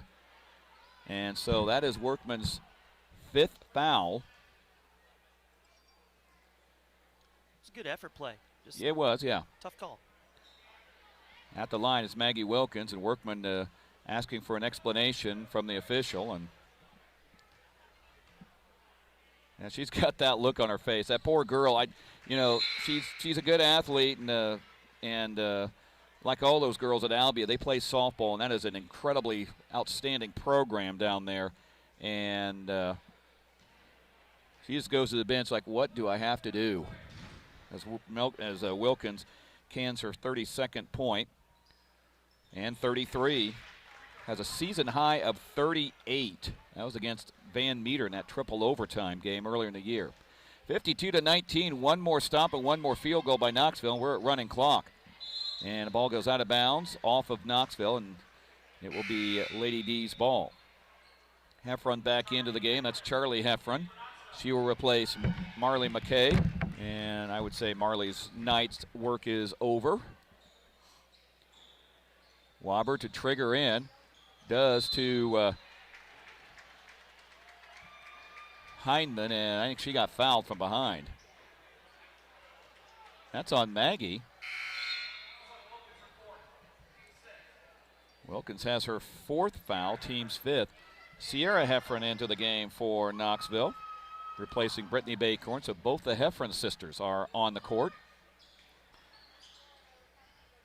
Heineman gets it into Thomas. Thomas somehow on the baseline, halfway into the basket, cans her 4th point. Wilkins with it, with 52-21 lead. Here is Charlie Heffron over to Wilkins. Maggie goes to Sierra Heffron, dumps it inside to Ashlyn Finardi. One dribble, can't find anything. Fouls out to Wilkins. Wilkins in between the rings on the dribble. Wilkins tries to find someone, goes to Larissa Wells on the right side. Lobs it over to Charlie Heffron. Heffron gets it into Wells, triple team, back out to Heffron. Long 2 is good! Charlie Heffron, her first 2 points, and she rattles in one from the baseline, left side to make it 54-21. Now here is Waber with the ball. Waber has it knocked away, still loose, picked up by Heineman, and a foul. Looks like it's going to be on Sierra Heffron. She tried to go in to get the tie-up and got a little bit of the elbow as well. 6th foul on Knoxville. And Hallie Heineman at the free throw line. 4 for 4 tonight from the free throw line. At one time, she was the only one that had scored. She misses on the free throw, and Albia gets the rebound. Now here is Thomas, or make that Brown. Gets it to Jenny Kelly. Kelly puts up the shot, no good. Rebound taken away, and it'll be a tie-up, and he'll stay with Albia.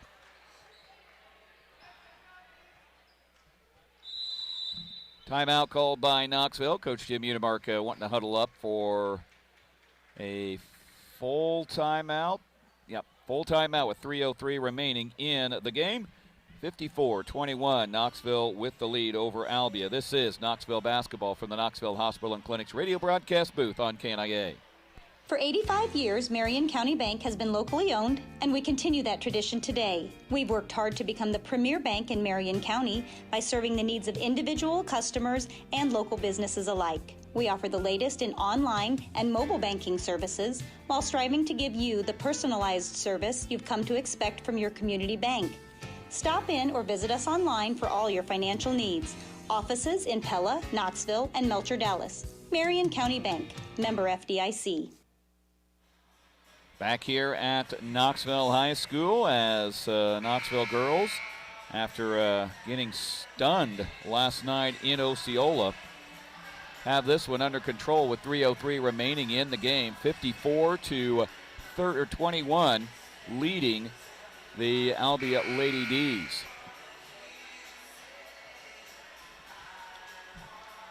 And new face in the ball game, actually kind of brand new to the varsity team. And Ella Brazil comes in, and now another technical foul on Knoxville. What is going on? Unless Ella was not on the roster on the score. Had to be a book technical, probably. Had to be a book technical. I can't believe that Coach Udemark would have been saying something to the official. He's kind of giggling about it. So, but looks like she's the last person on the bench. So to get Maggie out, she probably had to come in. Yeah. And the only one that won't be playing, or only two that won't be playing, are Nora and Melanie, who are right now sitting together. Both looks like nursing some couple knee injuries. We hope it's not too serious for Melanie. Heineman makes both of the free throws. Ella Brazil, a freshman, and I was watching her during the JV game. She looked pretty good in the JV game. So kind of a JV, and she's in right in seconds, and she puts it in a steal. No good. Sierra Heffron up and in. Sierra Heffron, boy, you come in your first varsity game, and 5 seconds later you almost score. Right on cue. Now on the other end, here is Waber. She missed a shot. Rebound taken away, and a tie-up. It'll be Albia ball as Finardi ties up Albia. Spindler back in for the Lady D's. And Emma Bradley, 5'4" sophomore, coming in for Albia as they're now emptying the bench. Heineman will trigger it in. Heineman gets it in to Thomas. She'll put up the shot, and good. Ayanna Thomas, her 6th point, makes it 56-25. Sierra Heffron goes to Larissa Wells. Wells across the midcourt stripe. Wells, top of the key. Wells to Heffron. Sierra now towards the baseline. Dumps it inside to Finardi and had it knocked away from her, and apparently it was off of Finardi. Lineup for Knoxville is Larissa Wells, Ashlyn Finardi, Sierra Heffron, Charlie Heffron, and Emma Brazil. And Brazil's just smiling out there. It's like, hey, I'm just having a bunch of fun out here. Love to see that. And another turnover for Albia.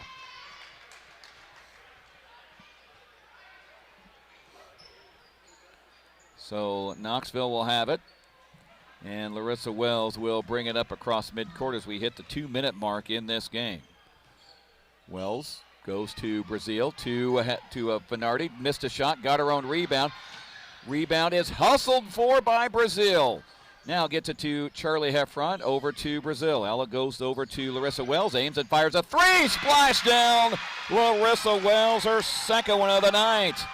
Panther Pit liking that one. She's got a couple fans over there, I think, her own cheering section. Near steal by Larissa on the other end. Gets it to Brown. Brown puts up the shot, got it, and a foul. Juliana Brown, her first two of the game. And foul went on Larissa Wells, her second. Team seventh. And Maya Paxton into the game. Also Lexi Jones for Albia. And I think everybody who is dressed has played in the game so far now for Albia. Brown misses on the free throw, but got her own rebound back and put it in. And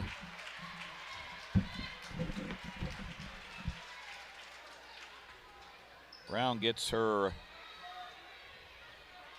fourth point, 59-29. Charlie Heffron with it, goes to Larissa Wells. Wells will lay it up, no good. Might have got blocked from behind. And Finardi, or is that a foul on Knoxville? Looks like Ashlyn's going to get nailed on the personal. Now they start calling a bunch of fouls when the game's already over with.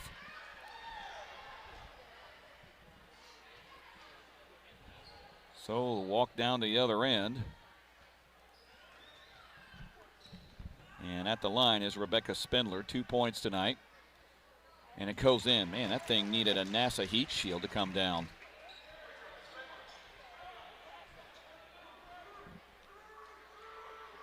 Spindler's second free throw. That goes in as well.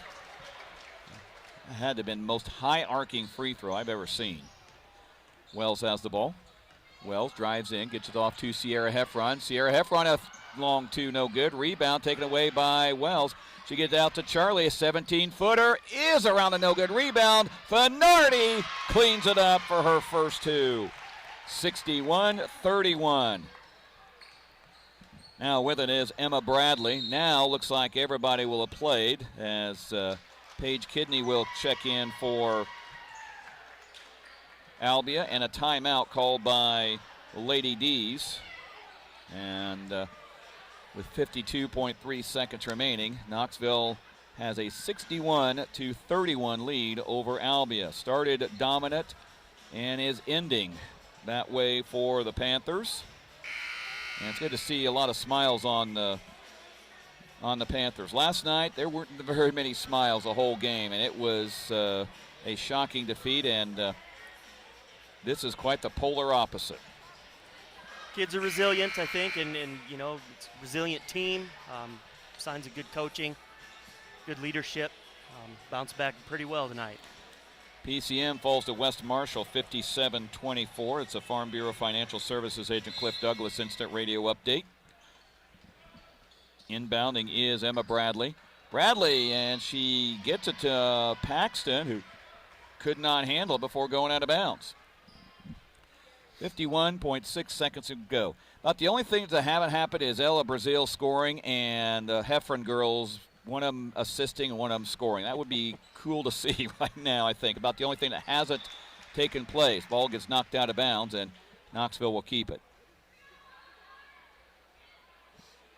Charlie will trigger it in. Gets it to Larissa Wells. Wells goes to Sierra Heffron. Sierra took the shot, got it blocked, and the Lady D's will have it. Lexi Jones brings it up. Jones on the right side. Goes to Paxton. Paxton dumps it inside. Knocked away. Stolen away by Ella Brazil. She's in trouble, and they tie her up. It will go to Knoxville, so Ella does get credit for causing that turnover. And now with 15.8 seconds remaining, Knoxville will dribble it out for the final shot. Here is Ella Brazil. A baseline jumper, no good. Rebounded by Albia. Paxton has it running down into the lane. Will lay it up, no good. Rebound to Jones. She has it. Can't get anything to go, and that is it. Knoxville, after 24 hours after being shocked by Clark, dominates in Knoxville over Albia, 61-31. We will come back and we'll have more on tonight's game right after this. You're listening to Knoxville Basketball from the Knoxville Hospital and Clinics radio broadcast booth on KNIA.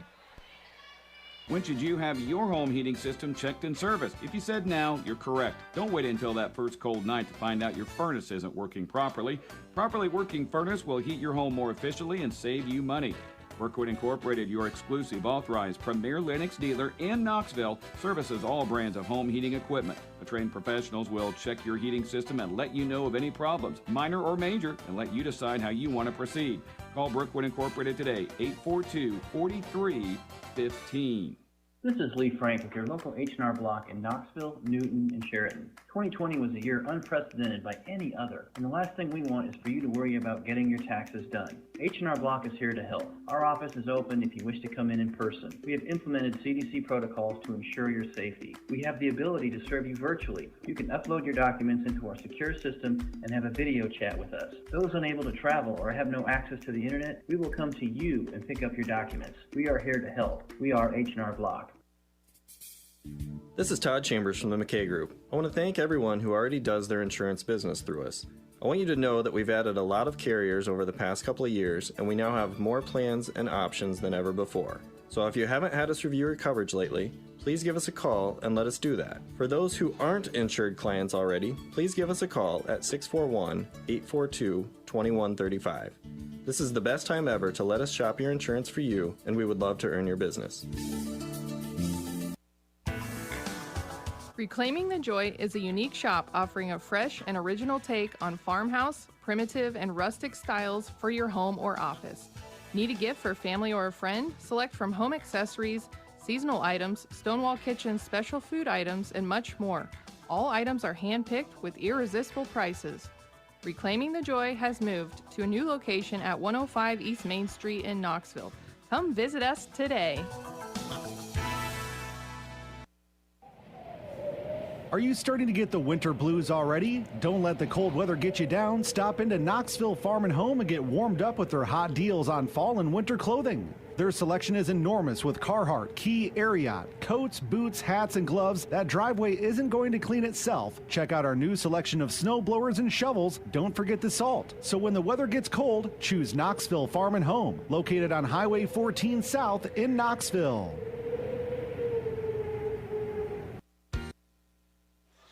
Back here on Panthers postgame on 95.3 KNIA as the Knoxville girls, a little less than 24 hours after being shocked in Osceola, come back and completely dominate against Albia by a score of 61-31. Panthers led at every stop, 13-2 at the end of the first quarter, following an 11-0 run to start the game. 24-2 at halftime. They bageled Albia in that second quarter, held the Lady D's to no field goals in the first half as well. 40-17 at the end of the third, and the final score 61-31. And let's go to the keys to the game for tonight and for Knoxville. Maggie Wilkins will get her player of the game, 33 points to lead all scorers. 4 points from Marley McKay, 6 from Terry Udemark, 2 from Ashlyn Finardi, 6 from Larissa Wells and Emma Duncan. And Charlie Heffron and Sierra Heffron each have 2 points. Nobody in double figures for Albia, led by Sophie Waber with 9, 8 from Hallie Hindman, 4 from Juliana Brown, 6 from Ayanna Thomas, and 4 from Rebecca Spindler. Tonight's play of the game, Trent, I think you'll agree, the Emma to Larissa Wells touch pass 3 splashdown in the first half. It was a great play. That one stood out too to me. You know, it's unselfish play. Emma probably could have taken that pass and gone and forced a shot up going to the basket, but saw an open teammate in the corner and hit her, and everything was fluid, and the shot went down. Tonight's final stats presented by Napa in Knoxville and Sheraton, and boy, the stats are going to really favor the Panthers. 24 of 60 from the field, and they were 5 of 13 from three-point land, so really not too bad from either direction. 8 of 10 from the free throw line. That's what you like to see, 80%. That'll win you a lot of games. They out-rebounded Albia 31-24. Albia had 33 turnovers to Knoxville's 9. Albia shot 11 for 31 from the field. And you're wondering, okay, 11 for 31, it should have been worse. Well, they didn't really get a lot of shots. You turn the ball over, you're not going to get a shot off. Every turnover is a shot you don't get. And I know coaches preach that, and ball security is huge. And when you have more turnovers than shot attempts, you're probably not going to come out on the right end of the score very often. 1 of 6 from three-point land, 8 of 14 from the free throw line was Albia. That's a look at tonight's final stats presented by Napa in Knoxville and Sheraton. Napa know-how. And tonight's creative idea drawn up by Creative Landscaping. Coach Unimar kind of changed the lineup a little bit. We're going to give that to Creative Idea. I don't know if he was just kind of looking for a little bit of spark after last night, but I think, okay, put in, give Brittany Baycorn a chance to start the game instead of watching for a little bit. I think she did all right. She really did. I was really impressed with Brittany. She's got a ton of athleticism. She's a very smart kid, athletic, and she plays hard. She was not afraid, took a few shots, and really, worked well with Maggie up top at the top of that defense with pressure, created some havoc up there. She's going to be a nice supplement for them here going down the stretch, I think. Tonight's creative idea drawn up by Creative Landscaping. If your yard could use a creative idea, call and make it everything you dreamed of and more. Call Bob at Creative Landscaping in Knoxville. Well, when we come back, it'll be time to talk boys basketball. Oh boy, is this one going to be good? We hope. That's next. You're listening to Knoxville Basketball on KNIA. When you need bulk landscaping supplies, think Creative Landscaping. When you need river rock to finish off that flower bed or mulch to go around all your trees, think Creative Landscaping. When you need bulk compost or it's time to fill that big hole in your yard with dirt, think Creative Landscaping. Whether it's bulk mulch, compost, rock, dirt, landscaping blocks, or boulders, if you need it, they'll have it or can get it. They'll deliver or you can pick it up yourself. They'll do the installation or give you advice so you can do it yourself. When you need bulk landscaping materials, think Creative Landscaping. Napa know-how. It's a New Year's sale going on at your local Napa Auto Parts store in Knoxville. It's a new year, so it's time to grab some new wiper blades. Save up to 20% on a pair of Rain-X Weather Beater blades. Stock up peak antifreeze, just $11.49 a gallon. When you purchase all 3 of select Napa oil, air, and cabin filters, get back $20 after a mail-in rebate. Get in for Napa's New Year's savings today. Napa know-how. Back here at Knoxville High School, and this is the Cunningham Financial Services Radio pregame show. Cunningham Financial Service. Joe Cunningham, investment advisor, Knoxville native, Knoxville committed, Knoxville strong. Knoxville boys coming into this game with a 10-4 record, 8-1 in South Central Conference play, while Albia comes in with a 14-2 or an 11-2 record and 8-0 in conference play.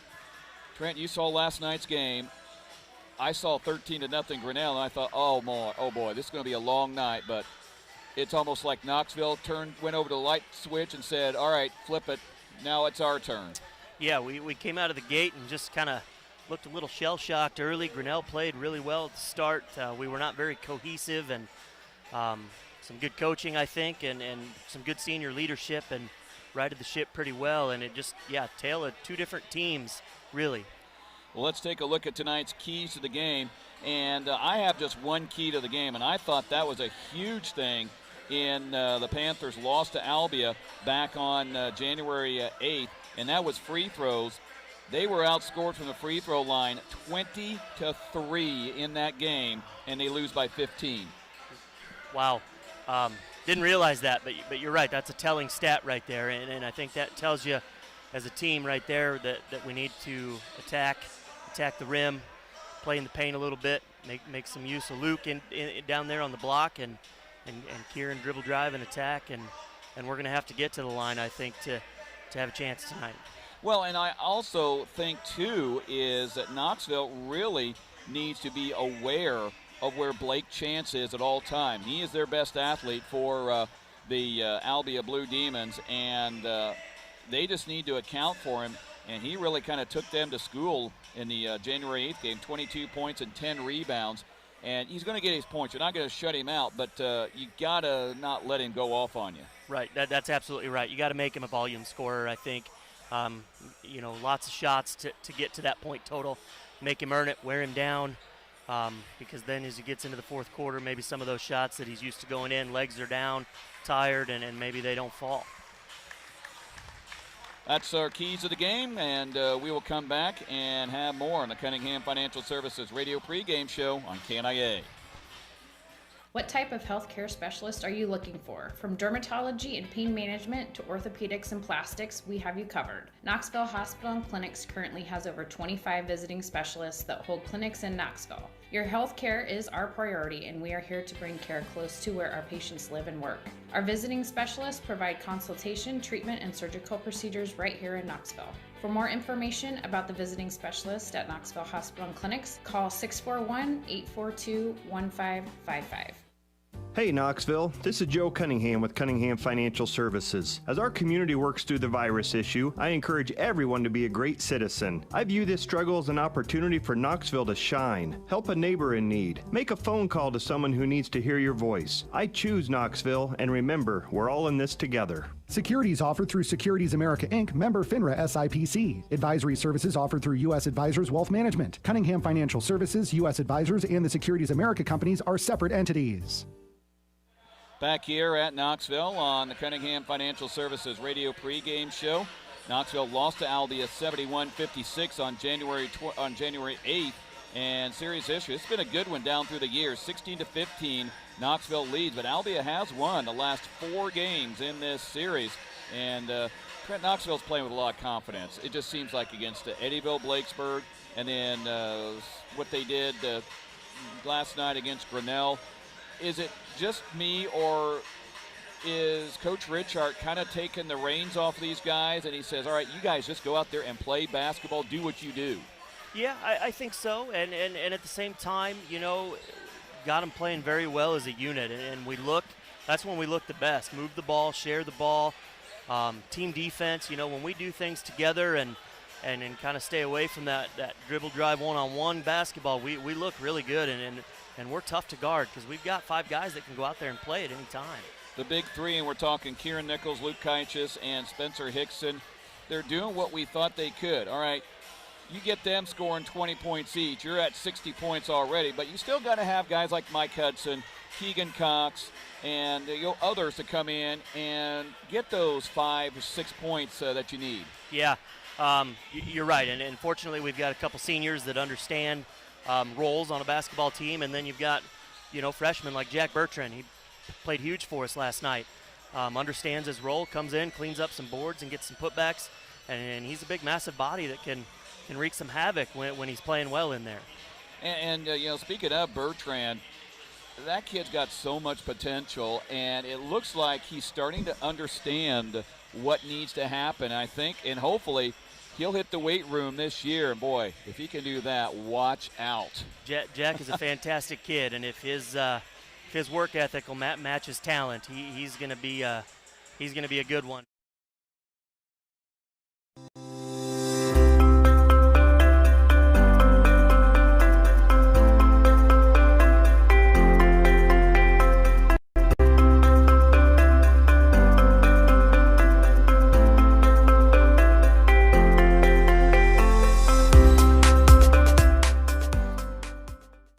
Have a fresh, clean lens and never have to clean or store lenses. There are many ways we can adjust to best fit your lifestyle. We'll help you find the right pair, and we will let you test drive them before making the commitment. Experience the freedom of contacts. Schedule your contact lens consultation today at Marion County's Vision Specialist, Eye Health Solutions in Knoxville.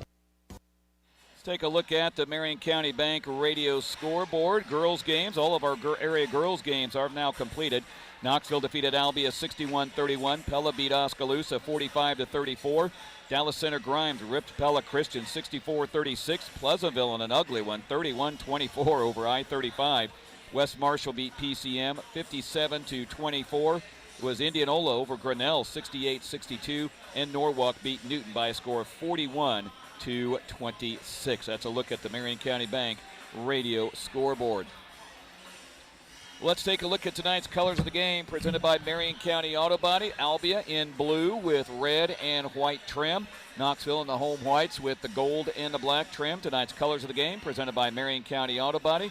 Whether your vehicle has been in an accident or you just want to restore it to its original brilliant colors, trust the experts at Marion County Auto Body in Knoxville. No accident. Area's leading collision repair shop is Marion County Auto Body in Knoxville. Tonight's starting lineups presented by Chasing Dreams Tattoos, and for the Albia Blue Demons under the direction of Kevin Archer, 11-2 on the season and 8-0 in South Central Conference play. They'll go like this: Trey Griffin, a 5'8 senior; Blake Chance, a 6'4 senior; Braden Messamaker, a 6'1 senior; Nathaniel Wynn, a 6-foot senior; and Drew Chance, a 6'2 sophomore. For Knoxville under interim coach Matt Richard, Luke Keichus, 6'4 sophomore; Kieran Nichols, 6-foot senior; Mike Hudson, 6'1 senior; Keegan Cox, a 6-foot senior; and Spencer Hickson, a 6'5 senior. Those are tonight's starting lineups presented by Chasing Dreams Tattoos. If you can think it, they can ink it. When we come back, we'll have tonight's opening tip. You've been listening to the Cunningham Financial Services radio pregame show. Cunningham Financial Service, Joe Cunningham, investment advisor, Knoxville native, Knoxville committed, Knoxville strong. Opening tip is next on KNIA. Bruxford's Home Center is now open at our new location at 405 Truman Road in Pella. It's a much bigger location, which means we can keep more inventory in stock for you, and we have the room to set up more displays to make it a more fun shopping experience. There's also tons more parking, a whopping 54 spaces. We're continuing to offer price and selection that rivals the box stores with service they just don't offer. Bruxford's Home Center, 405 Truman Road in Pella. Even a mild winter can take a toll on your roof. Between the freeze and the thaw, you may need new shingles. Certainly, if you're going to get new shingles, you're going to get CertainTeed shingles from Dutch Mill Supply in Pella. CertainTeed Roofing offers a wide array of residential roofing shingle options. Dutch Mill Supply, located in Pella, is your only locally owned, one-stop, full-service lumberyard and building material supplier. My name is Joshua Payne. My staff and I are here daily for professional service from the guy next door. Our product line is diverse, and we'll get you what you need quickly and at a competitive price. Back here at Knoxville High School as we get set for high school basketball. Give you a instant update. We've got the rest of our games in the boys section are in action. Into the first quarter, Norwalk leads Newton 11-6. Pella dominating Oskaloosa after one quarter, 22-5. And Indianola leading Grinnell 22-12 after one. Halftime score, Dallas Center Grimes over Pella Christian 43-26. Here, Knoxville and Albia getting set to go at it. Albia wins. It doesn't clinch the conference championship, but all but guarantees it. Knoxville wins, and we've got a tie atop the conference. Tonight's opening tip brought to you by Dutch Mill Supply in Pella, your only locally owned lumberyard and building material supplier. Luke Keichus will jump center against Drew Chance. And we are ready to go. Tip away, controlled by the Panthers. Kieran Nichols will have it to start this game off. Nichols drives into the lane. Will lay it up, can't get it, and he was fouled. Foul on Drew Chance, his first, team's first. And Kieran Nichols will go to the free throw line for a couple. Coach Kevin Archer wanting confirmation from the official on that one. First one by Nichols. He puts it in. And Knoxville will be the first to dent the scoreboard tonight. And Kieran will have another one. Pink shoes tonight for Kieran. I think he's had orange and all kinds of colors. Kieran goes 2 for 2. No, Spencer has Spencer got yellow or he's got all kinds there's of something. He's got all kinds of colors on his shoes. He had orange against Eddyville Blakesburg on Saturday. Here's Blake Chance with the ball. Goes to Trey Griffin. Griffin now to Drew Chance on the baseline. Chance drives in, gets it blocked from behind. It goes out of bounds, off of Albia. Panthers will get it. Luke Kite just came from behind, denying Chance that one. And you got swatted a chant from the Panther pit, which has got a good student representation tonight. Must be whiteout night for those guys and gals. Here is Kaichis over to Mike Hudson. Hudson goes to Spencer Hickson. Hickson will pull up and jump, no good. Rebound taken away by Albia. Trey Griffin has it across midcourt. Griffin, top of the key. Griffin goes to Drew Chance. He'll pull up from 10 and got it. Drew Chance, his first two, ties the game at 2 apiece. We're a minute into it. Nichols in between the rings, pulls up for 3, no good. Rebound taken away by Luke Kaichis. He will power up and score. Luke Kaichis gets 2, and Knoxville ahead 4-2. Now Blake Chance with it across midcourt. Over to Drew Chance, back to Blake. He'll go to the right side. Chance now gets it to Drew Chance, fall away from the free throw line, and he scores. Ties it up at 4. Knoxville has it on the attack. Across midcourt is Kieran Nichols. Nichols drives into lane, dishes off to Hickson on the right side. Hickson curls around, will put up the jumper, and he gets called for traveling. So Knoxville turns it over. And walking it up is Trey Griffin, or make that Blake Chance. Griffin, minute half court by Kieran Nichols. Griffin goes to the left side, gets it to Nathaniel Wynn on the baseline, gets a double team out to Trey Griffin. Griffin from the free throw line is good. His first 2. 6-4 Albia, their first lead of the contest. Nichols with it, goes to the left side. Cut off, gets it out to Kaichis. Long 3, splash down, Luke Kaichis. He's been perfecting that 3, and it's 7-6 Panthers. Now here's Blake Chance with it, goes left side, guarded by Kieran Nichols. Chance gets it to Braden Messamaker. Messamaker drives in, cut off, and he traveled. Slid the pivot foot as Keegan Cox stayed with him. Knoxville will have it, leading 7-6 with 5:28 remaining in the first quarter. Nichols brings it up across midcourt and hits the logo. Nichols on the right side, drives into the lane, pulls up from 8 and couldn't get it. Blake Chance grabs it. Chance dumps it inside to Drew Chance. Over to Trey Griffin. Griffin backs up. Now he hands it off to Messamaker. Braden Messamaker on the free throw line, extended left side. Goes over to Trey Griffin. He'll launch from 3. It's no good. Rebound is out of bounds off of Nathaniel Wynn. Spencer Hickson had a chance at it. Wynn came in and punched it out of his arm, and it will be Knoxville ball. Here is Kieran Nichols with it. Nichols with the pink shoes across midcourt. Goes to the right side to Spencer Hickson in the corner. Dumps it to Luke Kaichis. Backs down, puts it up, and good! Man, Luke he has Kaichis played well in there this year, has he not? He's starting to realize, I think, he's an inside-outside kind of guy, and they're going to need his inside presence. Bright yellow shoes he's wearing tonight, and he's got 7 points. Here's Drew Chance. Drives in, puts it up, and got it.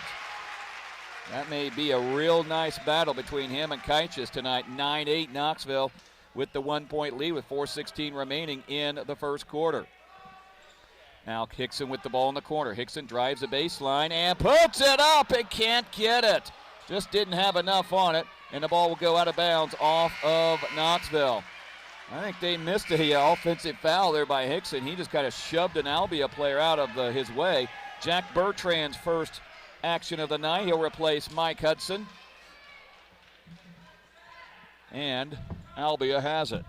Here's Blake Chance, goes to Trey Griffin, top of the key. Griffin goes to Drew Chance. He'll pull up from 16 and good.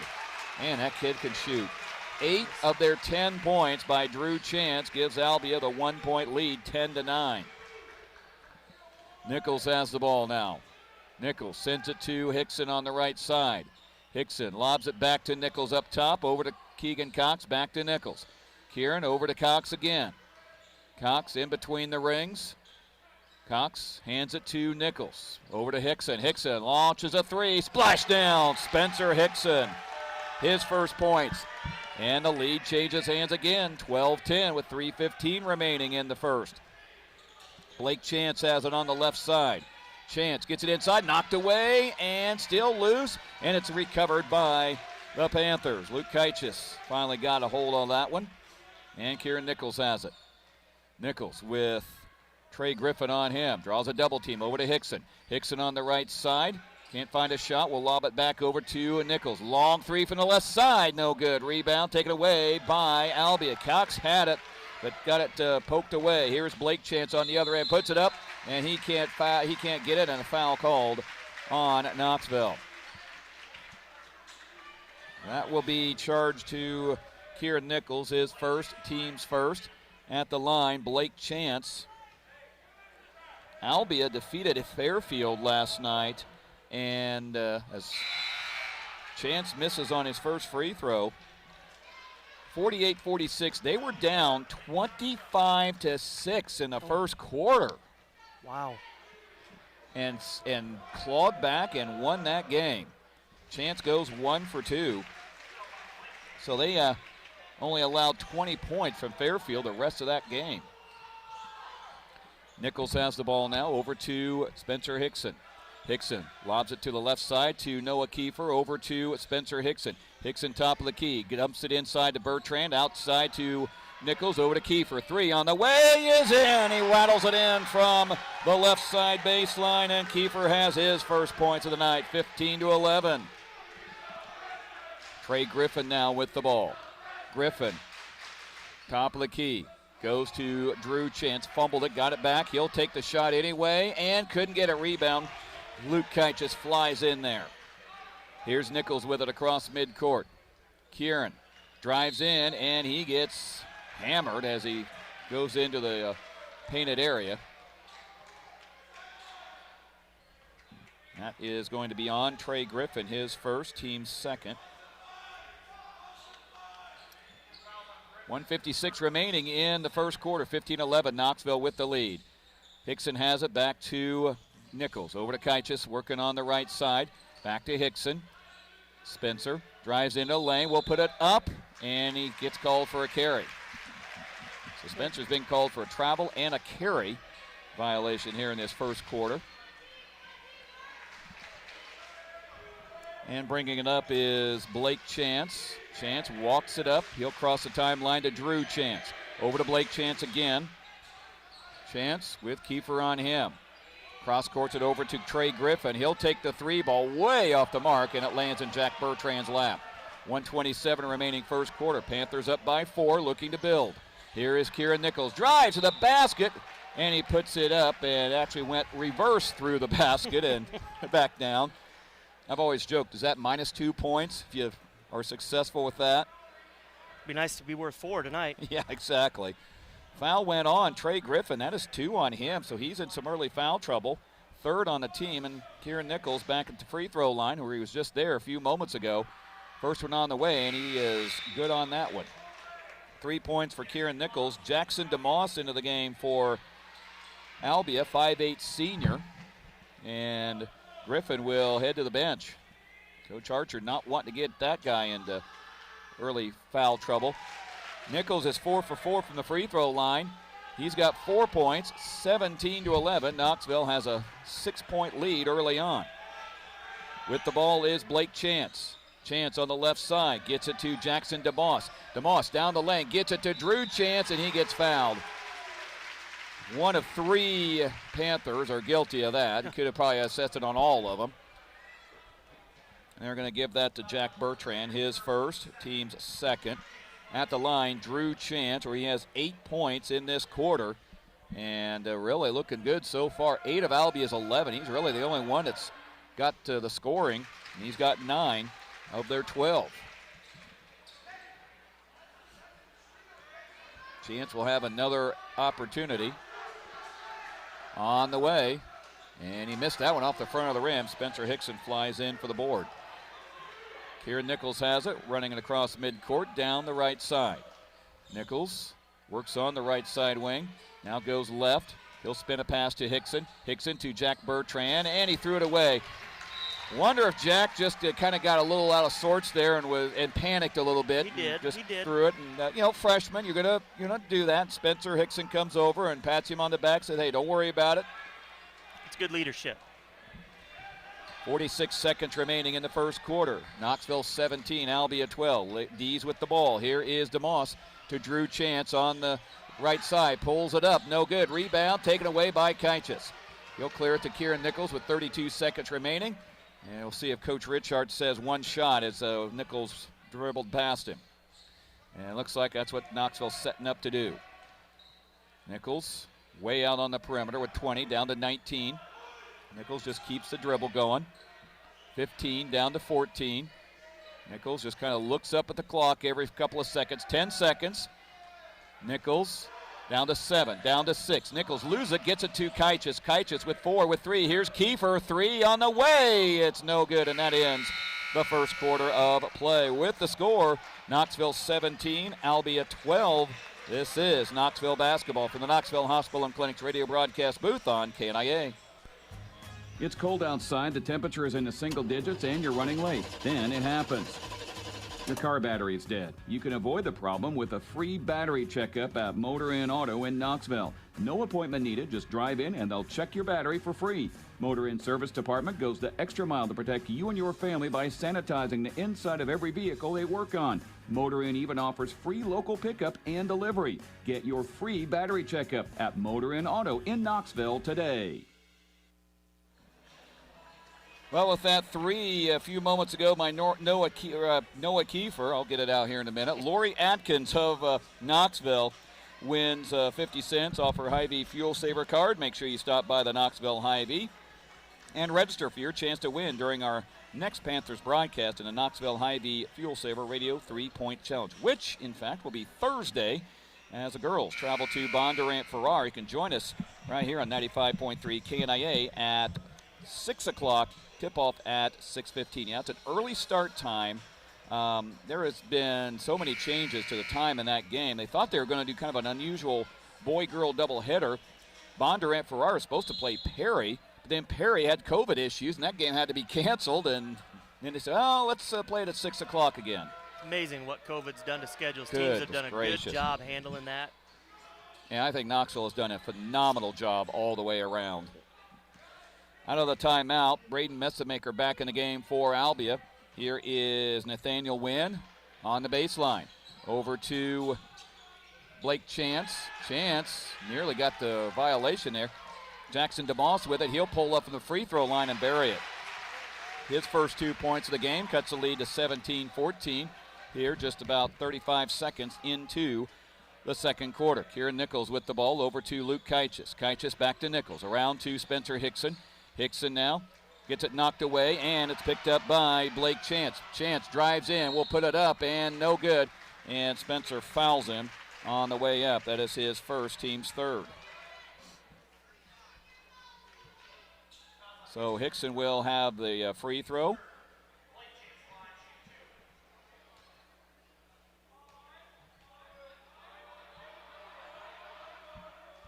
And Chance's free throw goes in. He's got 2 points on the night, 17-15. And a second opportunity on the way, and he missed it. That is 2 misses for Blake Chance, who is usually an outstanding free throw shooter. Kieran Nichols with it on the right side. Guarded by Jackson DeMoss, goes to Hickson. Wide open three, splash down Spencer Hickson. That is his second three of the night. 6 point of the game, 20-15. The Panthers up by 5. Here is DeMoss with it. Jackson DeMoss, top of the key, goes to Nathaniel Wynn, over to Messamaker, and a foul will go on Knoxville. That's the second one on Kieran Nichols. His second, team's fourth. Here is DeMoss with the ball. Jackson DeMoss over to Blake Chance. Chance, an off-balance three, and he got it. You don't want him to heat up because he will light up the scoreboard for you in no time. 20-18. Now here is Nichols with it. Nichols to Mike Hudson. Hudson looks around, gets it to Nichols down in the lane, and an offensive foul on Nichols. And I'm telling you what, there was no way he was in guarding position. No, that's a tough call. That kid was out of position, and it just, unlucky right there. That's unfortunate. And that is a third foul on Kieran Nichols, and he is going to have to come out. Coach Matt Richart wanting an explanation from the official. He gives it to him, but I'm not sure if Matt is really satisfied with what the official said. So Knoxville's going to have to go the last 6 minutes without Kieran Nichols on the floor. Here's Blake Chance with it.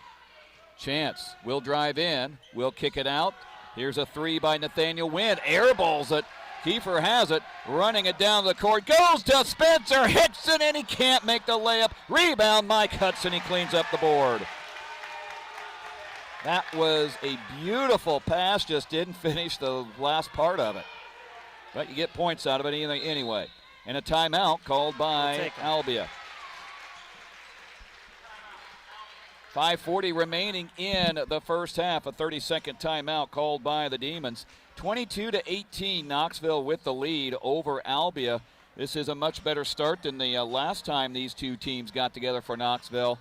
And this is, Knoxville's really, just the last couple weeks has really, I think, started to kind of play as a unit and just kind of, more flow to the game. We've seen that. I've heard a lot of people kind of talk about that. They've really gotten cohesive. I think they've settled into a rotation a little bit.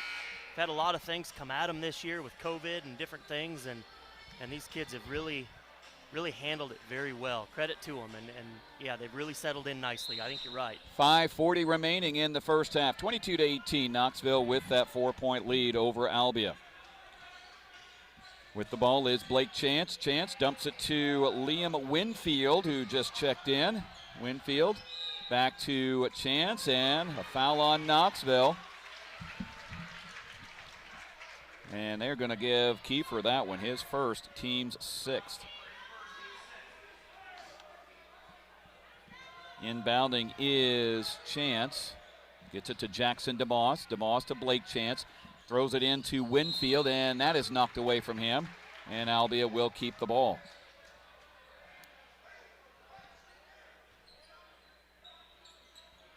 Ball's inbound. Here's Jackson DeMoss. Catch and shoot three is good.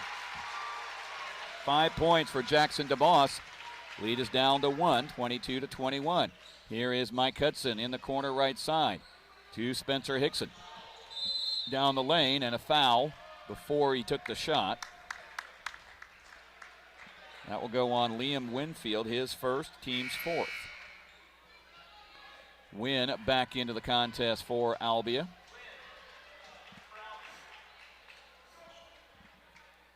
Kiefer to trigger the ball in. Does to Hickson. That's Spencer. gotta be a foul. And that is a foul there as Keegan Cox hit the deck. And that will be assessed on Nathaniel Wynn, his first, team's fifth. Yeah, you see a player run by another one, and the other player hits the deck that hard. That is a foul every time. Here's Hudson with the ball. Hudson over to Luke Kaichis, baseline. Gets it to Cox. Keegan now back to the basket. Goes out to Kaichis, and a traveling call on Kaichis. So Knoxville turns it over, and an Albia chance to take the lead here on this possession. Blake Chance will bring it up across the logo. Chance goes left side towards the baseline. Gets it out to DeMoss. DeMoss backs up for a three. No good. Rebound taken away by Luke Kaichis. Kaichis will get it to Spencer Hickson. He'll cross midcourt. Hickson goes to the left side towards the baseline. Now wheels it back out. Goes to Kaichis. Around to Noah Kiefer. Now to Mike Hudson in the corner. Hudson under the basket. Reverse layup is good. He saw an opening, took it, and got rewarded for his fourth point. 24-21. Albia on the attack. Here's Drew Chance with it. Lobs to Blake Chance. Chance will take a three. Turnaround in and out. No good. Rebound to Spencer Hickson. And Knoxville will have it on the attack. Under 4 minutes remaining in the second quarter. Hickson goes to Mike Hudson. Hudson on the left side. Goes to Kiefer up top. Noah Kiefer dribbles to Hudson in the corner. Hudson will take it strong to the basket again. This time he didn't get called. And Blake Chance has it. Chance on the other end goes over to Messamaker. Messamaker a three, no good. Rebound chased down by Hudson. Hickson now has it with 3:26 remaining in the first half. Hickson in between the rings. Touches here down on the block, I think. Yeah. Get him involved. Hickson will pull up from 10. No good. And Albia is really limiting Knoxville, and Knoxville's kind of doing it to itself right now. Here's Chance with the ball. Blake Chance goes to DeMoss on the baseline. DeMoss goes to Drew Chance. Chance will fall away against KHS, and he got it. I don't know what you do against that kid. And he doesn't look that athletic to me. No, he does not, but he is shooting the ball well, isn't he? Having a nice night. He'll get some looks just because he can shoot it.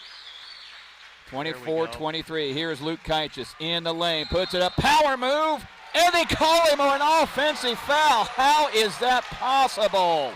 This same official has been calling everything.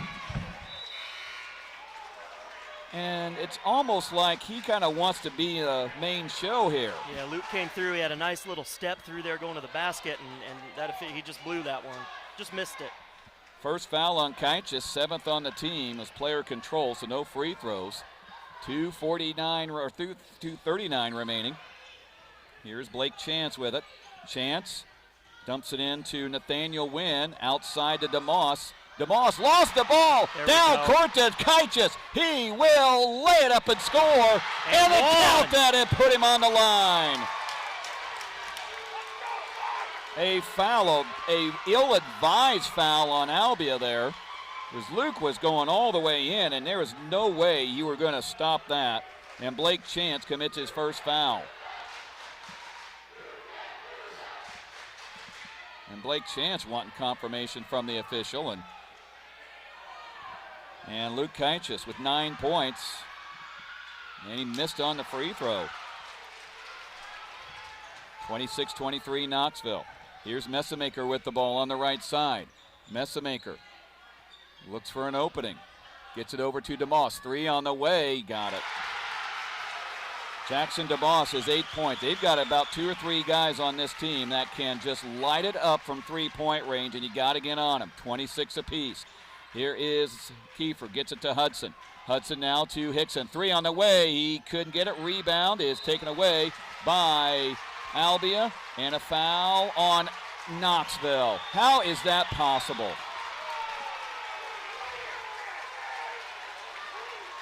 Well, it wasn't the same official, and Coach Richard is really... Mike had good position there. He was inside the kid. Yeah, that's a tough call. That's tough. That's a good battle by Mike. At the line is Blake Chance, 5 points, 2 of 4 from the free throw line. On the way, and he got that one to fall. Boy, both student sections of both schools are very well represented. They are. Some good energy in the gym tonight. It's nice to see. Probably the most fans we've had in here all season. Chance gets both of them. He's got 7, and Albia has a 2-point lead at 28-26 with a 1:50 remaining in the first half. Kiefer brings it up across midcourt. Kiefer goes to Spencer Hickson. Hickson drives in a lane. Runner is no good. Chance has it across midcourt. Goes to Jackson DeMoss. Another 3. It is no good. Rebound coming in is Nathaniel Wynn. Gets it to Drew Chance. He missed a shot. And Spencer Hickson claims the rebound. Hickson across midcourt. Goes to Noah Kiefer. Kiefer working on the right side. Drives in a lane. Puts up the runner. Couldn't get it. And a foul on Albia. Boy, if they were going to call an offensive foul, this place would have come unglued, I think. Yeah, the crowd's getting a little restless here. They're ready for one to go our way. That one did. Drew Chance, his second, team's 7th. Noah Kiefer at the free throw line. He's got 3 points on a 3-pointer in the first quarter. First one on the way is no good.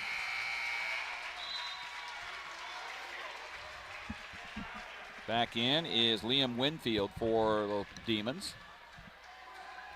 1:12 remaining. Join us at halftime of the Motor Inn Auto Group Radio Halftime Show. Coach Jim Udemark from the girls team will be joining us. Big win over Albia. Kiefer makes 1 of 2. He's got 4 points, 28-27. Jackson Zook into the game. He'll replace Kiefer. It's Jackson's first look of the game. So it's Hudson, Cox, KHS, Jack Bertrand also in the game, and Jackson Zook for Knoxville.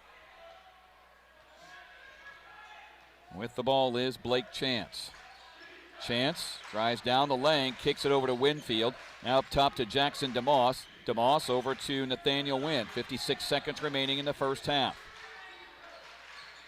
Now with it is Blake Chance. Goes to Nathaniel Wynn.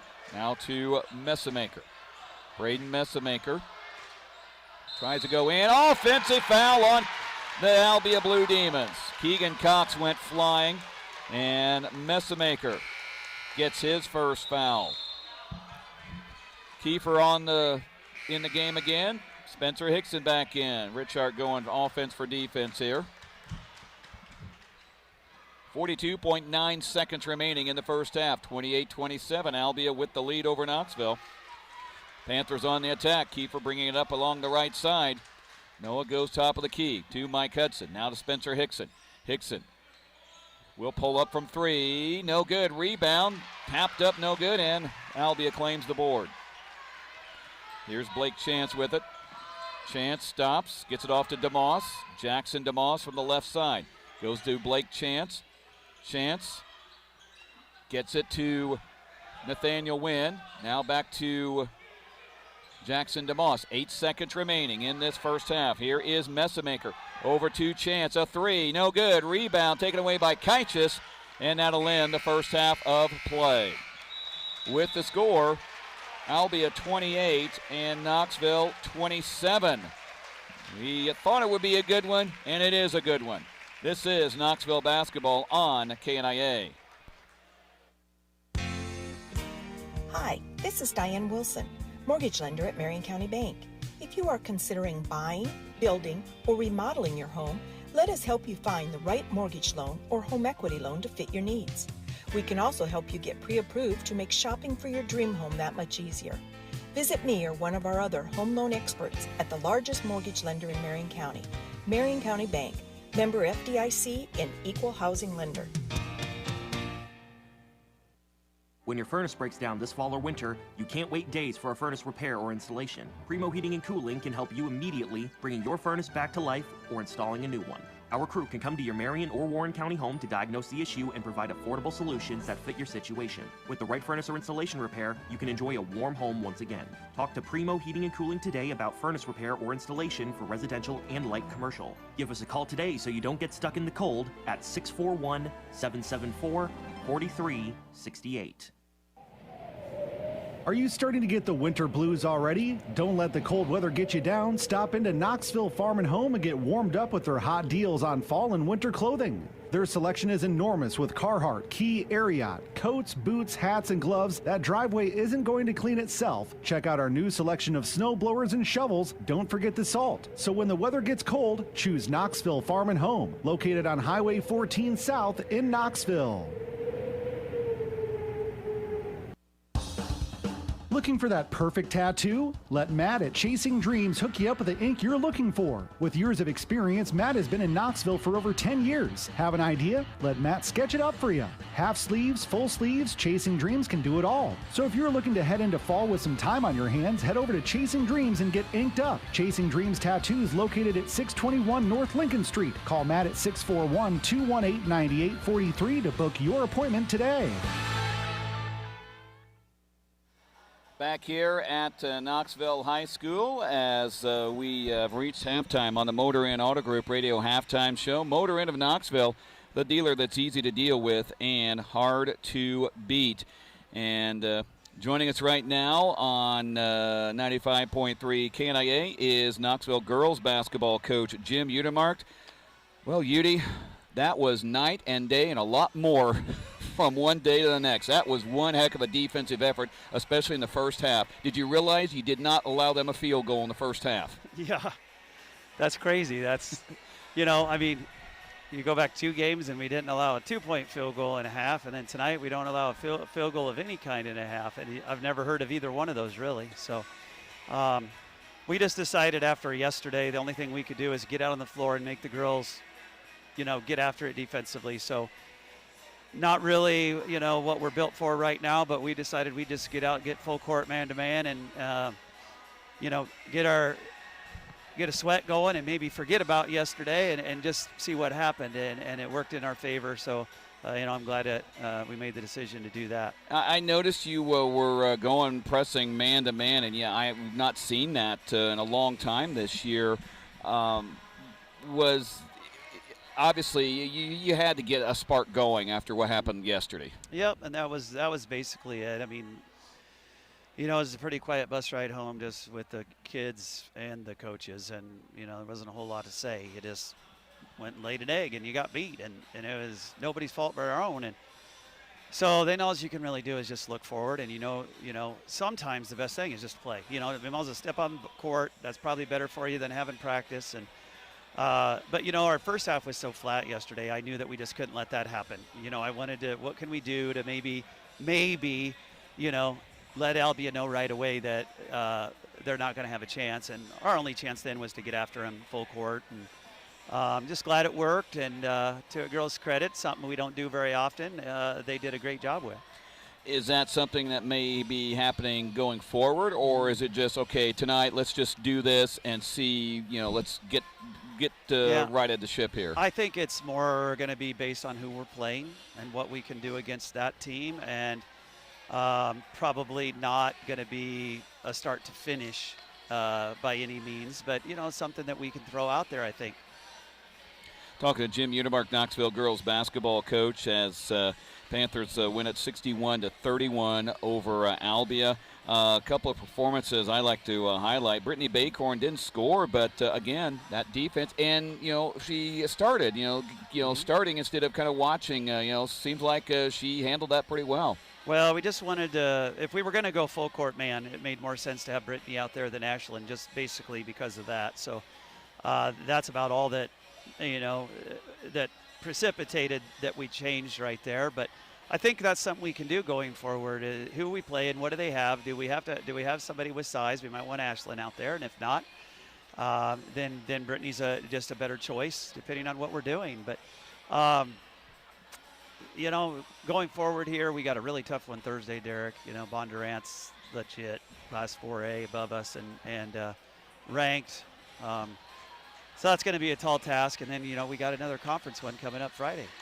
Yeah, they're, I believe, 10-4, similar to your record, but they probably play a little bit better schedule in the Raccoon River Conference with Ballard. They're loaded. And yeah, obviously they are loaded, and apparently our good friend Ben Anderson's now the coach up there. Yep. You know, it's nice. Happy that Ben got back into coaching. He's a good coach, and kind of, you know, unique that you have somebody that you have a relationship as a friend that'll be on the other side. So that'll be fun. Not real excited about the timing of that game. You know, it's just too much for these kids right now. And we don't have a choice. We're going to play it because it sure beats not playing.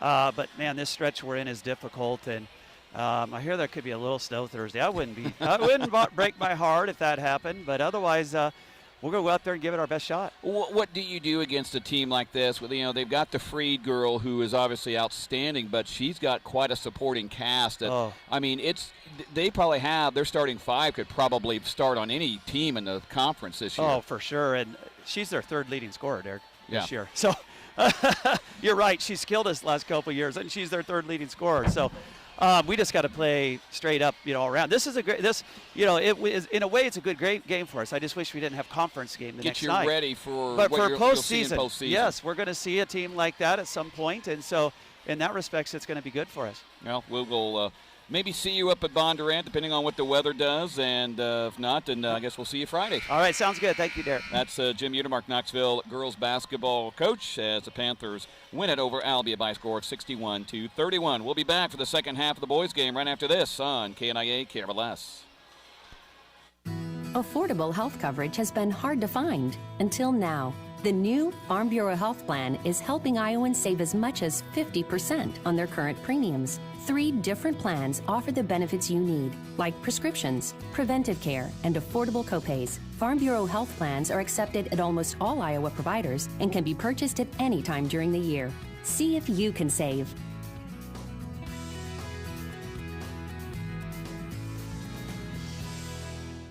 If new home construction is on your mind for next year, now is the time to start the planning process called Mid-Iowa Painters and Construction today. Jamie Holmes will come and meet with you to discuss your plans that you have in mind, discuss options, work with you on design ideas. Mid-Iowa Painters and Construction workers with many companies to ensure only quality materials at the best prices. Shortcuts are not allowed with Mid-Iowa Painters and Construction. Now is the time to start planning your new construction for next spring, and Mid-Iowa Painters and Construction is the name to remember to make planning and building easy and affordable. Call 641-891-7079. 891-7079. Mid-Iowa Painters and Construction.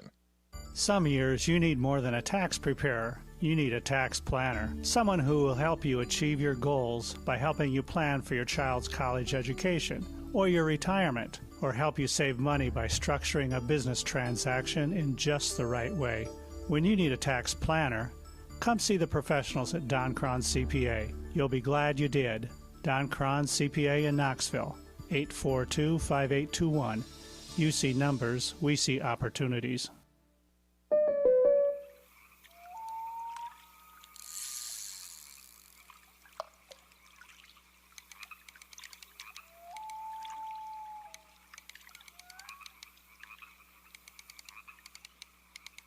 This moment of relief brought to you by your local State Farm agent, who also brings relief with all your auto insurance needs.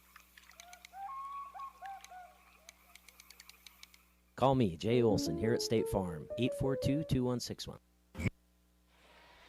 Back here at Knoxville High School, let's take a look at the Marion County Bank radio scoreboard. Boys scores, Indianola crushing Grinnell 67-30. PCM over West Marshall at the half, 33-27. One final, Pella destroys Oskaloosa, 66-26. That's a little different team this year than in years past, I'm telling you that right now. And some of the girls' scores from tonight. Knoxville defeated Albia 61-31. Pella over Oskaloosa 45-34. And Dallas Center Grimes over Pella Christian 64-36. Start of the second half of play. Albia 28, Knoxville 27. That was a look at the Marion County Bank radio scoreboard. Marion County's financial leader is Marion County Bank, with offices in Pella, Knoxville, and Melcher, Dallas. They're serving you and building community across the county. Panthers start the ball with the ball here in the second half. Here's KHS with it. KHS goes to Spencer Hickson. Hickson, and he threw it away right into the hands of Nathaniel Wynn. Down court, a layup is good by Trey Griffin. He's got 4 points. Now here's Nichols with the ball. Nichols in between the rings, goes to Hickson. And he threw it away again, but he gets it back. Hickson will dump it to KHS, and another throwaway. Back-to-back turnovers and back-to-back offensive possessions that just did not look good for Knoxville going in. Now here is Albia with the ball. Messamaker, a three, no good, and he's fouled. That'll be 3 free throws as Mike Hudson commits the foul. Second on him, first on the team, and 3 attempts from the line for Braden Messamaker.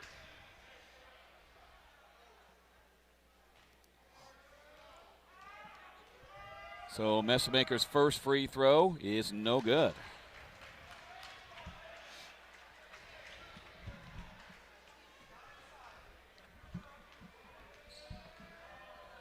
Messamaker will have another one, and he misses that one. So one more coming up for Braden Messamaker. And on the way, and he got that one. So he goes 1 for 3 from the free throw line on that segment. A little bit of a break for Knoxville there. Here's Mike Hudson with the ball. Hudson works around on the left side. Gets it out to Hickson, top of the key. Hickson back to Hudson. Hudson, a 3 from the left side, way off the mark. He missed everything. And the ball goes off of Nathaniel Wynn and out of bounds. Coach Matt Richard wants to call a timeout. Things just aren't exactly in sync right now for Knoxville. and it's a full timeout with 7:01 remaining in the third quarter. This is Knoxville Basketball on KNIA. NASCAR is coming to Knoxville. The NASCAR Camping World Truck Series is taking on the historic 1/2 mile at Knoxville Raceway. That's right, Friday, July 9th, NASCAR at Knoxville. Be there to experience the first NASCAR race at Knoxville Raceway. Tickets start at just $35 and are on sale now at KnoxvilleRaceway.com. The NASCAR Camping World Truck Series, July 9th at Knoxville Raceway. What type of health care specialist? Back here at Knoxville as Panthers trail it by a score of 31-27. Knoxville's first couple of minutes here in this second half, not exactly to what everything is looking for. Here Nichols to trigger in, does to KHS. Luke backing down, goes out to Keegan Cox, around to Spencer Hickson, over to Kieran Nichols again on the right side. Nichols trying to probe inside, goes to Hickson, dumps it to Cox. Cox back to Hickson, he'll line up a three. It is in. Spencer Hickson cans another three. He's got 9 on the night. 31-30 is the score. Now here is Blake Chance. Chance, top of the key, flips it to Jackson DeBoss, make that Trey Griffin. Griffin, wraparound pass to Nathaniel Wynn. He scores and he goes to the line.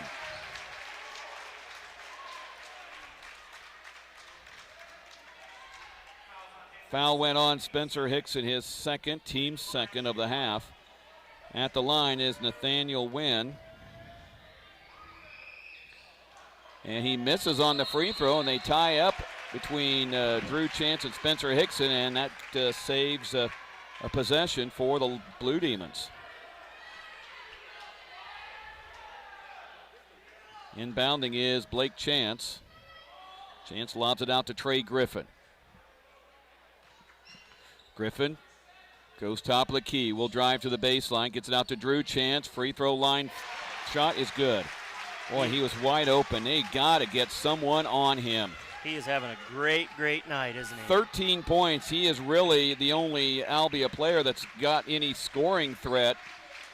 Here is Mike Hudson with the ball inside. Hudson backs down, will lay it up and can't get it. And Albia has it, 35-30. Here is Griffin on the other end. He lays it in. Albia starting to get on a run, his 6 points. Knoxville did not start off this half very well, and the Demons have gone on a 9-3 run to start this second half. Here is Hickson, gets it to Keegan Cox, over to Hickson on the right side. Hickson lobs it over to Hudson. Mike drives in, out to Kieran Nichols. Three is no good. Rebound taken away by Albia. Blake Chance now with it. Chance drives towards the baseline. Works it over to Drew Chance, and no good, but the rebound to Nathaniel Wynn. Over to Trey Griffin, another three, and he got it. Albia is on fire, and it's a 10-point game and another timeout called by Matt Richard. Knoxville is off the rails right now. No, Trent, we didn't go through halftime adjustments, but whatever Albia adjusted is working to their pleasure. Yeah, for sure. And they've come out, hit a couple shots, turned us over a couple times, and that's going to be a huge thing down the stretch here. Turnovers were just 4 and 3 at halftime, and we've given it back to them a couple times, and they've capitalized. They hit a little run. We're going to have to take a deep breath here and settle in. A couple timeouts now by Coach Richhart to try to settle these guys down, and we just got to be patient. Stick with what got us here, and we'll be okay. Farm Bureau Financial Services agent Cliff Douglas Instant Radio Update. Couple finals. Dallas Center Grimes beats Pella Christian 66-50, and Indianola blasts Grinnell 75-44. Here's Nichols with the ball. Kieran goes left side to Noah Kiefer. Noah now into Luke KHS. Backs down on the baseline. Turns, puts it up and in. He's got 11. Maybe that'll get Knoxville going. 40-32. Blake Chance with it across midcourt on the logo. 4:33 remaining in the third quarter. Chance, now they're gonna slow things down. Throws it over to Trey Griffin. Back to Chance. Chance in between the rings. Gets it into Drew Chance. Turns around. Goes out to Trey Griffin. Back to Chance once again. Back to Griffin. Now back to Chance. He'll pull up for the shot. Missed that one. Rebound to Jack Bertrand. Clears it to Kieran Nichols. Kieran across the timeline. Kieran goes over to the right side. Gets it to Hickson. And he did throw it away. That's a third turnover that Spencer's committed this half. But then Kieran Nichols steals it right back. Nichols drives in. Will put it up and got it. Kieran Nichols, 6 points for him. Well below his average, but he gets Knoxville to within 6 at 40-34. Chance now with the ball in between the rings. Chance hands off to Trey Griffin. Griffin now on the right side. Griffin starts to drive, cut off, goes to Blake Chance. Now he is on the wing. Oh, he almost took about a 30-footer. Here is Trey Griffin. A baseline three is no good, and Drew Chance gets the board. Nobody in a white uniform is around there. Here's Nathaniel Wynn. Gets it out to Trey Griffin. I cannot believe Albia is trying to slow this game down. That's exactly what they're doing. Yeah, I think they kind of caught us a little bit in that kind of triangle and two type deal, and they want to spread out. Wynn. Out to Messamaker. Over to Trey Griffin. Griffin now drives into the lane, gets it back to Drew Chance, top of the key, now to Trey Griffin. Griffin throws it over to Drew Chance, now back to Griffin. It's almost like North Carolina four corners here. A little bit, you know, credit to coaching. I mean, really trying to get us out of what we're doing to slow them down. That's very, very well done by them. Here is Nathaniel Wynn, baseline. He'll get it to Drew Chance, puts it up. He got it blocked, and Knoxville gets it. Here is Kieran Nichols with the ball. Kieran drives into lane, dishes off to Spencer Hickson, and it's turned right back over. Spencer had it taken away from him, and then Nathaniel Wynn was called for traveling, and Wynn kind of a little smirky there. He and Spencer kind of had a couple words with each other. Inbounding is Keegan Cox. Keegan goes to Mike Hudson. He traveled. Hesitated just a little bit. Yep. He had been better served just to go up and maybe get a foul. 2:11 remaining third quarter, 40-34. Albia on top. This has been a pretty good one from the start. Drew Chance with the ball in between the rings. Chance goes to Blake Chance and a traveling on the other end. So both teams have turned the ball over. Here is Kieran Nichols with it. Goes to Noah Kiefer, and a foul will be on Albia. Going to go on Nathaniel Wynn, his second, team's first. Nichols trying to trigger in. He will lob it in to Luke Kychus, and he lost it, and Albia picks it up. Another turnover for Knoxville in this quarter. Trey Griffin now across the midcourt stripe. Griffin goes left side to Blake Chance. He'll drive in, cut off by Hudson, goes to Drew Chance, back to Blake Chance, top of the key. Blake will drive in and will get fouled. And then, well, that official has just decided he's going to be the performer tonight. Yeah, he sure has, hasn't he? I mean, I don't mind demonstrative signals, but that guy is he kind of acts looks like he is totally in control. Now he's going to the scorer's bench. A little bit of Teddy Valentine out there, isn't it? Oh, yeah. As an Indiana fan, we loathe that guy. I think the whole Big Ten does. Yeah.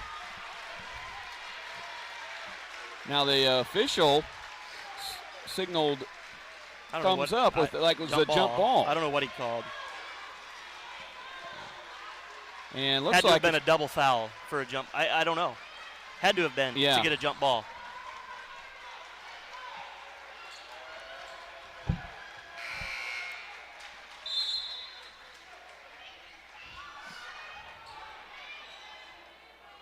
Okay. Well, Knoxville has the ball. We'll take it. Yeah. We'll take it, yeah. Now we got to execute. Here is Kieran Nichols with the ball. Kieran goes to the left side, gets a double team out to Noah Kiefer right side. Kiefer into the paint, goes to Luke Kaichis. Great pass. Give Kiefer the assist. Give Kaichis his 13th point, and it's a 4-point advantage for Albia, 40-36. Now here's Blake Chance with the ball. Drives in and lays it up and scores. As much as we've called the offensive foul, they missed one there. And I think Kieran was backing up because he didn't really want to get that fourth foul. Yep, You can't blame him. Here's Kieran. Drives in, puts up no good board, rebound, puts it up and in. Luke Kaichis again. 15 for Luke, 42-38 with 44 seconds remaining in the third quarter. Now Blake Chance with the ball. Chance will go towards the right side. Chance now backs up. Tough matchup for Jack. It would not surprise me at all if Panther Pit saying we're bored. There we go. Kieran on him. Now here's a ball into Wynn, and it's knocked out of his hands and out of bounds. It'll be adjustment. Albia ball with 19.8 seconds remaining. Mike Hudson off the bench, and he will go in for Kieran Nichols. Now, Kieran, you don't want Kieran to get his fourth foul. Good move.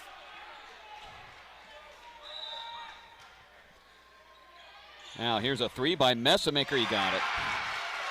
Braden Messamaker, an open three. That's his fourth point. It's a 7-point advantage for Albia. Here is Kiefer with the ball. Noah goes over to Mike Hudson. 7 seconds down to 6. Luke Kaichis to 4 to 3. Here's Kiefer 2. He better shoot it. He does. He can't get it. After 3, it is Albia 45, Knoxville 38. This is Knoxville Basketball on KNIA. What type of healthcare specialist are you looking for? From dermatology and pain management to orthopedics and plastics, we have you covered. Knoxville Hospital and Clinics currently has over 25 visiting specialists that hold clinics in Knoxville. Your health care is our priority, and we are here to bring care close to where our patients live and work. Our visiting specialists provide consultation, treatment, and surgical procedures right here in Knoxville. For more information about the visiting specialist at Knoxville Hospital and Clinics, call 641-842-1555. When you're doing business in a community, it makes a difference who you do business with. Kevin Wadley CPA in Knoxville does tax returns, electronics filing, and general bookkeeping, what CPA doesn't. But Kevin also knows the value of offering more than just business. You'll see Kevin supporting the community through civic organizations, working with our young people, volunteering his time to local organizations, and more. That's dedication to the future of Marion County. Never underestimate the value of a CPA. Kevin Wadley CPA in Knoxville. Ready to start the fourth quarter of action here in Knoxville. This has been a wild one, sometimes a little chippy, if you will. 45-38, Albia with the lead over Knoxville. Blue Demons with the ball. Now here is Braden Messamaker. Messamaker now with it. Top of the key, drives in. He'll put up the shot, no good. Rebound taken away by Luke Kaichis. Hands it to Kieran Nichols. Kieran gaining speed, drives into the lane, will lay it up, couldn't get it, but he gets fouled and goes to the line.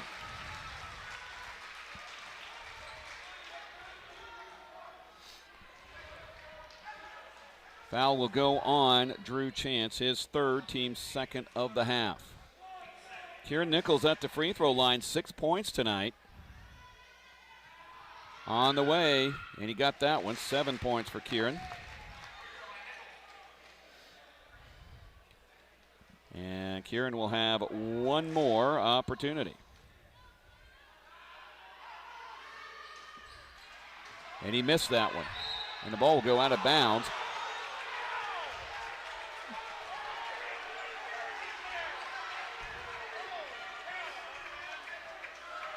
These guys in the stripes probably have not had their best night. No, and the crowd's letting them hear it a little bit here tonight. Well, both ways. crowds Yep. have bellyached a little bit tonight. They sure have. Here's Blake Chance with the ball, and that is going to be a foul on Mike Hudson.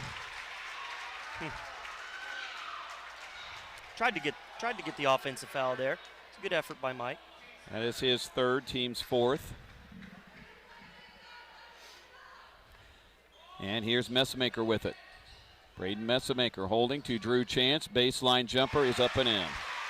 Drew Chance has 15 points tonight. And it's now 47-39. Albia starting to lengthen that lead out to 8. Here is Hickson. He'll pull up from the baseline, from the free throw line. It is no good. Now Blake Chance has it across midcourt. Chance works it around. He'll lay it up and score. They just let him go into the basket and just didn't have any defense there. It's a 10-point advantage for Albia. Here is Hudson. He'll take a three. It is good. One of those. No, Mike. All right, good shot. Big shot for Mike there. You're right. But, yeah, big shot for Mike. 49-42. Trey Griffin has it. Griffin works it around the perimeter towards the right side. Dishes off to Messamaker. Another three. No good. Rebound. Tapped out to Messamaker. We're going to have to rebound. We can't give them second chances now. Offensive rebounds are killing Knoxville at this point. Here is Chance with it. Blake Chance in the lane on the baseline. And it is out. Oh, my goodness. They're going to grant a timeout, and it looked like he was out of bounds. Full timeout called by Kevin Archer. 6:08 remaining in the game. 49-42 Albia. This is Knoxville Basketball on KHS. There are a lot of seasons we look forward to. For you hunters, deer season is certainly one of them. During the rut, we could all potentially go deer hunting anytime we get behind the wheel. Deer are on the move, and we urge you to drive with extra caution this time of year. If you're unfortunate enough to have a run-in with Billy the Buck or one of his family members, rest assured you'll receive premium service and a quality repair with Marion County Auto Body. It's no accident. The area's leading collision repair shop is Marion County Auto Body in Knoxville. Back here at Knoxville High School as the Panthers trailing Albia 49-42 with 6:08 remaining in this one. In case you missed it, presented by the McKay Group, Albia got off to a very good start in this second half. They were leading 28-27 and quickly got the lead up to 10 at one point. That was In Case You Missed It, presented by the McKay Group. Blake Chance to Braden Messamaker. Over to Trey Griffin. Griffin into the lane. He will lay it up. No good. And a foul on Noah Kiefer. It seems like when Albia got Knoxville out of its triangle and two style, Albia just found a ton of lanes to dribble into. They did. You know, some really good coaching. We've kind of talked about them slowing the game down. And they pulled us out of there, and they've kind of had their way since then. 10 points for Trey Griffin as he makes the first free throw attempt. Second one on the way. He missed that one. And Knoxville has the ball, 50-42. Biggest lead of the game has been 10 by Albia. Here is Kiefer, three on the way. No good. I don't think it would have counted anyway. And a foul on Nathaniel Wynn. That's his second, team's third. Inbounding is Keegan Cox. Keegan gets it into Hudson. He fumbles it, and then he fouls. And turnovers just coming in bunches now for Knoxville. That's Mike's fourth foul, team sixth. And Knoxville had three at halftime, and they've committed 6 in this half. Griffin across midcourt. Griffin works towards the right side, goes to Messamaker in the corner. Braden Messamaker puts up the shot and couldn't get it. Rebound, got his own, and Luke KHS gets called for the foul. His second, and that'll be the 7th on Knoxville.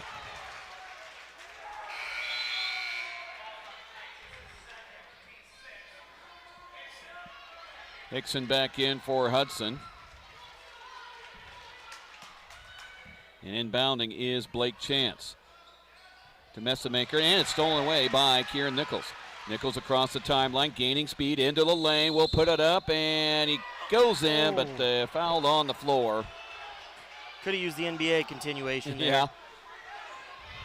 Trey Griffin commits his third foul, team's fourth.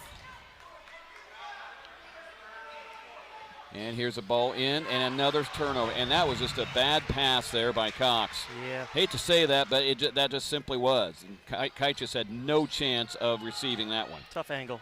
Here's Chance with the ball. Goes out to Messamaker. Open three is off. Rebound. And again, another rebound by Wynn. Knoxville is being out-hustled right now on the boards.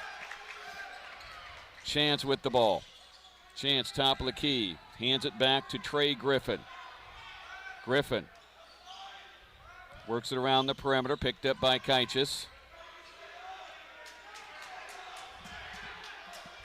Griffin goes in. Will put the runner up. No good. And another rebound. Messamaker back up. No good. Finally, a rebound by Knoxville as KHS commits it. Now, here is Spencer Hickson with the ball. Over on their left side. Gets to KHS. Three on the way. No good. Rebound taken away by Keegan Cox. Over to Hickson. Another three. Splash down, Spencer Hickson. 12 points, all on threes. Timeout, Knoxville. 4:16 remaining in the game. 50-45 is the score. Albia on top of Knoxville. This is Knoxville basketball on KNIA. 2021, it's here, but Motor and Auto Group in Knoxville still has 2020 models in stock, and they must go. All new 2020 models are on the lot, priced to sell. Find great factory incentives, low financing rates, and special motor and discounts on all new 2020 Chevrolet, Buick, GMC, Dodge, Chrysler, Jeep, and Ram vehicles in stock. Hurry to Motor Inn Auto Group in Knoxville because the remaining number of 2020 models is limited, and when they're gone, so are these great discounts. It's a 2020 sell-off going on at Motor Inn Auto Group in Knoxville, the dealer that's easy to deal with and hard to beat. 4:16 remaining in this game. 50-45, Knoxville trailing Albia. Demons have led throughout the second half. While we got a second here, give a quick little shout out. Heard through the grapevine, maybe Katie KHS is checking in from Omaha tonight. Luke's big sister. She's having a nice year down there in Omaha, I think. Had her on Radio Sports page last week or a couple weeks ago. Here is Drew Chance with the ball. He will lay it up and score. Knoxville has yet to have an answer for that kid. And he's only a sophomore, too, so South Central Conference, you got to deal with it for 2 more years. Here's Kieran Nichols, 52-45. Out to Keegan Cox, a three. Oh, he got it! Splash down, Keegan Cox. Big shot. From the files of, you didn't expect that to happen. We'll take it. 52-48. Trey Griffin with it. Griffin over on the right side. Griffin works it around against KHS. Drives into the lane. We'll put it up, and he got it. And it might have been blocked by Cox, and Griffin gets his 12th point. Now here is Kieran Nichols with it. Nichols to Hickson. Back to Nichols. Long three. No good. Rebound is claimed by Albia. Here's Blake Chance with the ball. Chance, top of the key. He'll stop, goes to Drew Chance, and it's blatted out of bounds by KHS, and they call a foul on Spencer Hickson. Now, there's no restraining area, so that's not going to come into play. And Coach Richard is saying, wants the official to explain. I'll give credit to the guy. He does go over and will converse with the coach. Problem is he's had to do it too much tonight. He missed that one. That's a big call. Big call. Drew Chance at the free throw line, rolls into free throw. He's got 18 points, 55-48.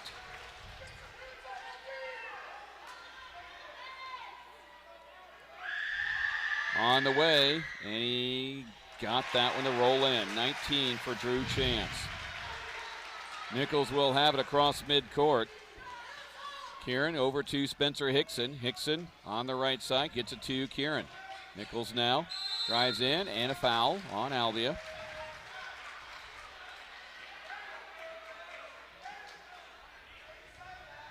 Nathaniel Wynn, that's his 4th foul.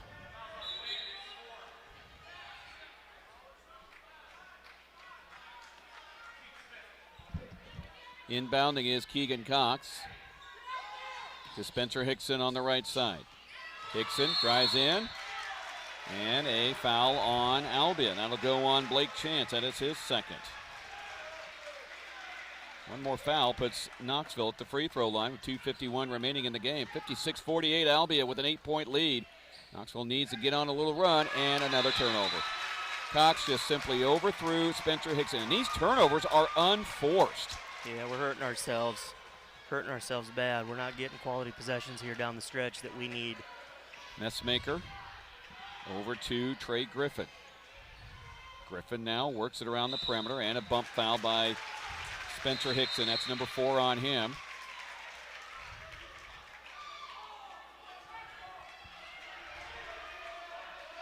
And at the line is Trey Griffin, 1 for 2 from the free throw line tonight. 1-1 for Trey Griffin, 12 points on the night. On the way, gets the first. 57-48.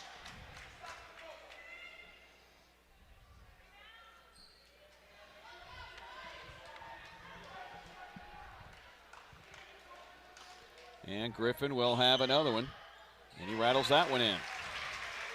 14 for Trey Griffin. Nichols has the ball now, right side, towards the baseline. Will drive the baseline, and he threw it away. More unforced errors for Knoxville. I've lost count, but they have had probably 10 turnovers or 10 errors of some kind. Chance with the ball, and he gets called for traveling. 3 turnovers for Knoxville at halftime, and they have had 8 more in this second half.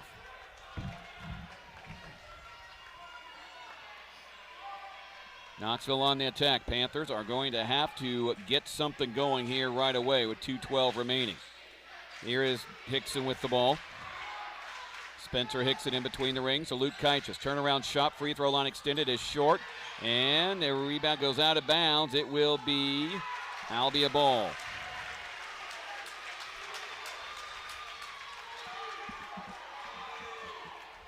So Knoxville back on defense again. Blake Chance now has the ball. Guarded by Nichols. Nichols, and another foul. And that is on Nichols. That's 4 on him. So Kieran cannot foul anymore. And Blake Chance at the free throw line, 11 points. Carson Utermark into the contest, and I think this is just to have a designated fouler into the game. Yeah, and I would guess. Believe it or not, Carson's a great shooter. They leave him open. The kid, he'll knock down a 3. Free throw is no good, and Carson gets the rebound. Surprise a lot of people here. If they don't guard him, he's going to hit one. Here is Nichols, top of the key. Nichols goes to Utermark on the baseline. Throws it up in the air, and another turnover. Here's Blake Chance with it across to Trey Griffin. 1:30 remaining, and Albia with a 10-point lead. Knoxville's going to have a minor miracle here now. Yep. And another foul. That's on Hickson. And that is all for Spencer. He fouls out with 12 points and a minute 23 remaining.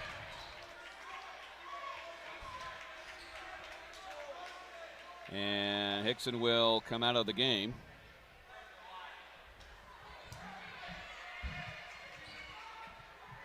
Noah Kiefer comes in to the contest. Free throw missed by Trey Griffin.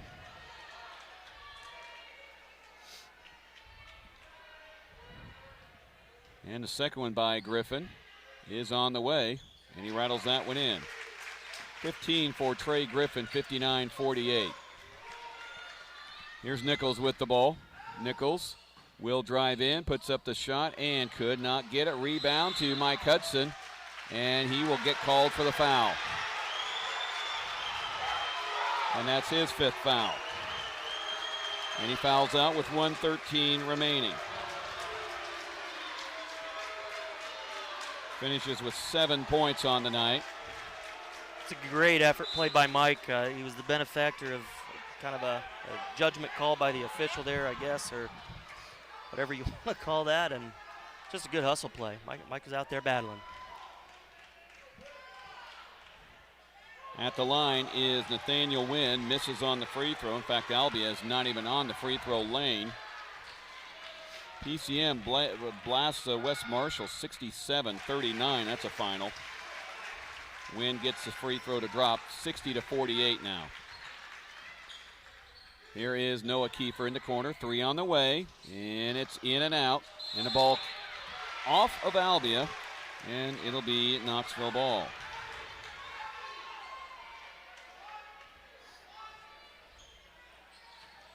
Nichols to inbound, gets it to Kaichis, back to Nichols. Nichols drives into lane, will lay it up and score. Kieran Nichols has 9 points. I cannot remember the last time he was held to single digits, but Albia is doing that tonight. And a timeout called by Kevin Archer. It'll be a 30-second timeout. 50.2 seconds remaining. 60-50, Albia with the lead over Knoxville. The 1A, 2, and 2A boys district should be out later on, probably next week, I would say. And Albia down in 2A, you would think the Blue Demons, can't remember what district they're in or sub-state they're in, but they should get a 1 or 2 seed out of that. Pretty nice record this year. They've had a really nice season. You would think so. And Knoxville, probably this game would have gone a long way. Yeah. And you would think probably a 4 or 5 seed, possibly. Here's Blake Chance with the ball. Chance across midcourt. Chance over on the left side. Gets it to Trey Griffin. And Coach Richard has just told his guys to play straight up defense. Don't foul them. Griffin, well, Kiefer fouls. That's Noah's 3rd. A lot of time to go off the clock there to foul. Yeah.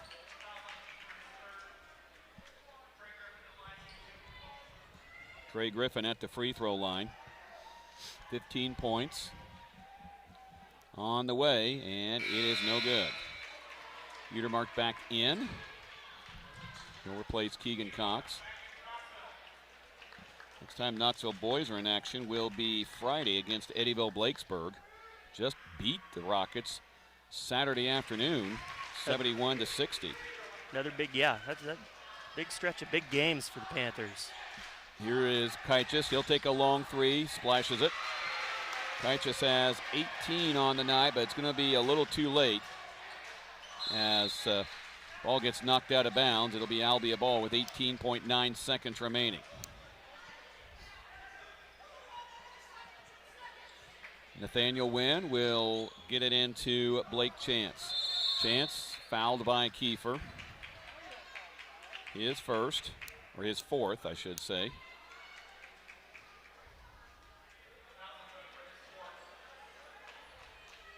Pacers ringing up 133 points tonight. That game's not even over yet. Cha-ching. Should have taken the over on that one, I think, huh? I'm just happy they're scoring. Last couple games, it has not been very good scoring for the Pacers. Chance makes the free throw. Of course, they are playing the Grizzlies, which are probably one of the worst defensive teams in the league. Chance makes 1 of 2, and Knoxville will have it. Here is Kaichis with the ball. Kaichis will take the 3 ball. Missed it, rebound, tapped around. Drew Chance has it, and that will wrap this one up. Albia will win it by a score of 62-53, and all but guaranteeing themselves the conference championship. They don't clinch it yet, but with one more win, they will. And their next game is Davis County, so odds are that Albia would probably win that one. 62-53 is the final score. Albia wins it over Knoxville. This is Knoxville Basketball on KNIA. Are you a high school senior? Are you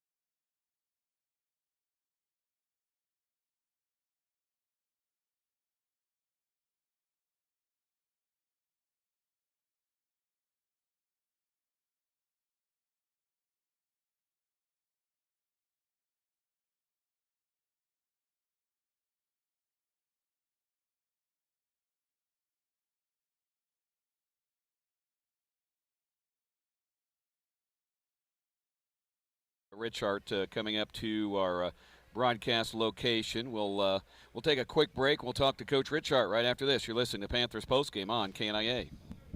When should you have your home heating system checked and serviced? If you said now, you're correct. Don't wait until that first cold night to find out your furnace isn't working properly. Properly working furnace will heat your home more efficiently and save you money. Brookwood Incorporated, your exclusive authorized premier Lennox dealer in Knoxville, services all brands of home heating equipment. The trained professionals will check your heating system and let you know of any problems, minor or major, and let you decide how you want to proceed. Call Brookwood Incorporated today, 842-4315. This is Lee Frank with your local H&R Block in Knoxville, Newton, and Sheraton. 2020 was a year unprecedented by any other, and the last thing we want is for you to worry about getting your taxes done. H&R Block is here to help. Our office is open if you wish to come in person. We have implemented CDC protocols to ensure your safety. We have the ability to serve you virtually. You can upload your documents into our secure system and have a video chat with us. Those unable to travel or have no access to the internet, we will come to you and pick up your documents. We are here to help. We are H&R Block. Back here at Knoxville High School on Panthers postgame as the Panthers fall tonight to Albia by a score of 62-53, joined by Knoxville interim coach Matt Richart. And this game started out pretty well for you. Then second half, they kind of changed things on you, got you out of that defense, and they kind of took over after that. Yeah, I'll have to look at the stats, but it seems like I think we saw we had 17 turnovers, which is too many against a good team like Albia. And I don't know how many of those were in the second half, but I'm guessing a pretty good chunk of them. You just can't turn the ball over against a good team like them. They're going to take advantage of that. And to their credit, they're really smart players. They're well coached, and they got to give them credit. Starting out in the game, shots were falling, and the offense was running really good. What was working there at the first part of the game for you? Well, I thought our ball movement was pretty good, and it's always nice to see the ball go through the net, especially early. But I just think over the course of the game, our ball movement kind of stopped. Kieran getting that third foul with about 5:30 left in the second quarter hurts. When any time that your point guard goes out, there's going to be some domino effects to that, and we just couldn't quite recover after that. We did a pretty good job. We did a pretty good job staying in it with him out. I think we went from up 3 to down 1, something like that. So it's not horrible, but I think that's where the momentum kind of just was lost. And him getting his third foul and kind of taking him out of his rhythm. One of the reasons, credit Albia, they did very good defense against him, but again, getting him out of his rhythm really was, I think, one of the big keys to holding him down to 9 points tonight. Is that what he had? Yeah. We got to get Kieran scoring a little bit more. He's down in scoring this year, but that's because Spencer and Luke are up and Mike is up. So we're okay with him, not going 26 points a game, that type of thing. But I think the last couple of games he's been around 10 or something like that, 10, 14 or so. But yeah, that third foul was, a difficult one, to say the least, a difficult one. Let's go back to Monday. You're down 13 to start the game, and then you just kind of flipped a switch there. That had to be nice to see. Yeah, that is kind of a polar opposite to this game. I felt yesterday we out-rebounded Grinnell, which anytime you out-rebound Grinnell, that's a feat in of itself. And tonight the roles kind of reverse a little bit. I think we were up at a rebounding half, but second half we gave up quite a few offensive rebounds. Got a couple days to prepare against an Eddyville team you feel like you just saw yesterday in a huge win for you. I saw a lot of that game on the live stream. Obviously, they're going to want to come in here and give you a little bit back at what you took from them. Yeah, they're a good team. Ethan Davis is a good player down low, and the Moore kid, the freshman, he's averaging, I think, 13 points a game. He's going to be a problem in the conference for 3 more years, and Thane Alexander is a good point guard. They're a good team. They lead the conference in rebounding, so that's going to be another physical battle, and we can't let this one turn into 2. What worked in that game? I know you ended the game like a 10 or 11-0 run, but what was working for you guys that maybe you can try a little bit of on Friday? I think the biggest thing in that one is Kieran kind of took over late in that game. He got some steals and he got out in transition, that type of thing, and They were really focused. I think the rebounding, we lost by like 2 in that game, and kind of like we were talking about a little bit ago. If you even with it rebounding with Eddyville, you're doing something pretty good, and that sets everything else up. All right. Well, see you on Friday, and best of luck, and see if you can get back on the winning form again. All right. Thanks. That's Matt Richard, Knoxville boys basketball coach. We will be back and wrap this one up on KNIA. This is Todd Chambers from the McKay Group. I want to thank everyone who already does their insurance business through us. I want you to know that we've added a lot of carriers over the past couple of years, and we now have more plans and options than ever before. So if you haven't had us review your coverage lately, please give us a call and let us do that. For those who aren't insured clients already, please give us a call at 641-842-2135. This is the best time ever to let us shop your insurance for you, and we would love to earn your business. Reclaiming the Joy is a unique shop offering a fresh and original take on farmhouse, primitive, and rustic styles for your home or office. Need a gift for family or a friend? Select from home accessories, seasonal items, Stonewall Kitchen special food items, and much more. All items are hand-picked with irresistible prices. Reclaiming the Joy has moved to a new location at 105 East Main Street in Knoxville. Come visit us today. For a final time from Knoxville High School, the Panthers lose to Albia tonight by a score of 62-53. Girls blow out the Lady D 61-31. And that will bring us to the Road Ahead, presented by Knoxville Farm and Home. Road Ahead has Knoxville teams kind of going different roads Thursday. If the weather holds up, it'll be to Bondurant Farrar for the girls, as the Panthers will take on a very good Bondurant team.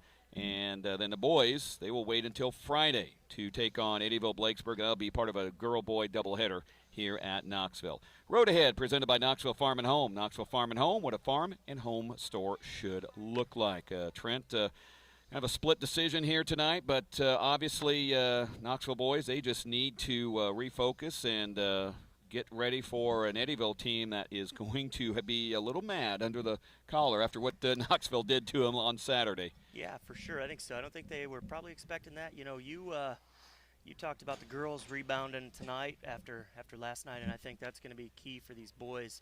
You know, what sort of senior leadership do we have, and what's practice going to be like for a couple days, and are we going to bounce back, and what's Friday going to look like? Well, a reminder, our next broadcast of Knoxville basketball will be Thursday, as the Knoxville girls will head to Bondurant Farrar. We will have Panthers pregame at 6 o'clock, tip-off at 6:15. For Trent Kiefer, I'm Derek Cardwell. One to count on for today's local sports coverage, 95.3 KNIA in Knoxville, Indianola.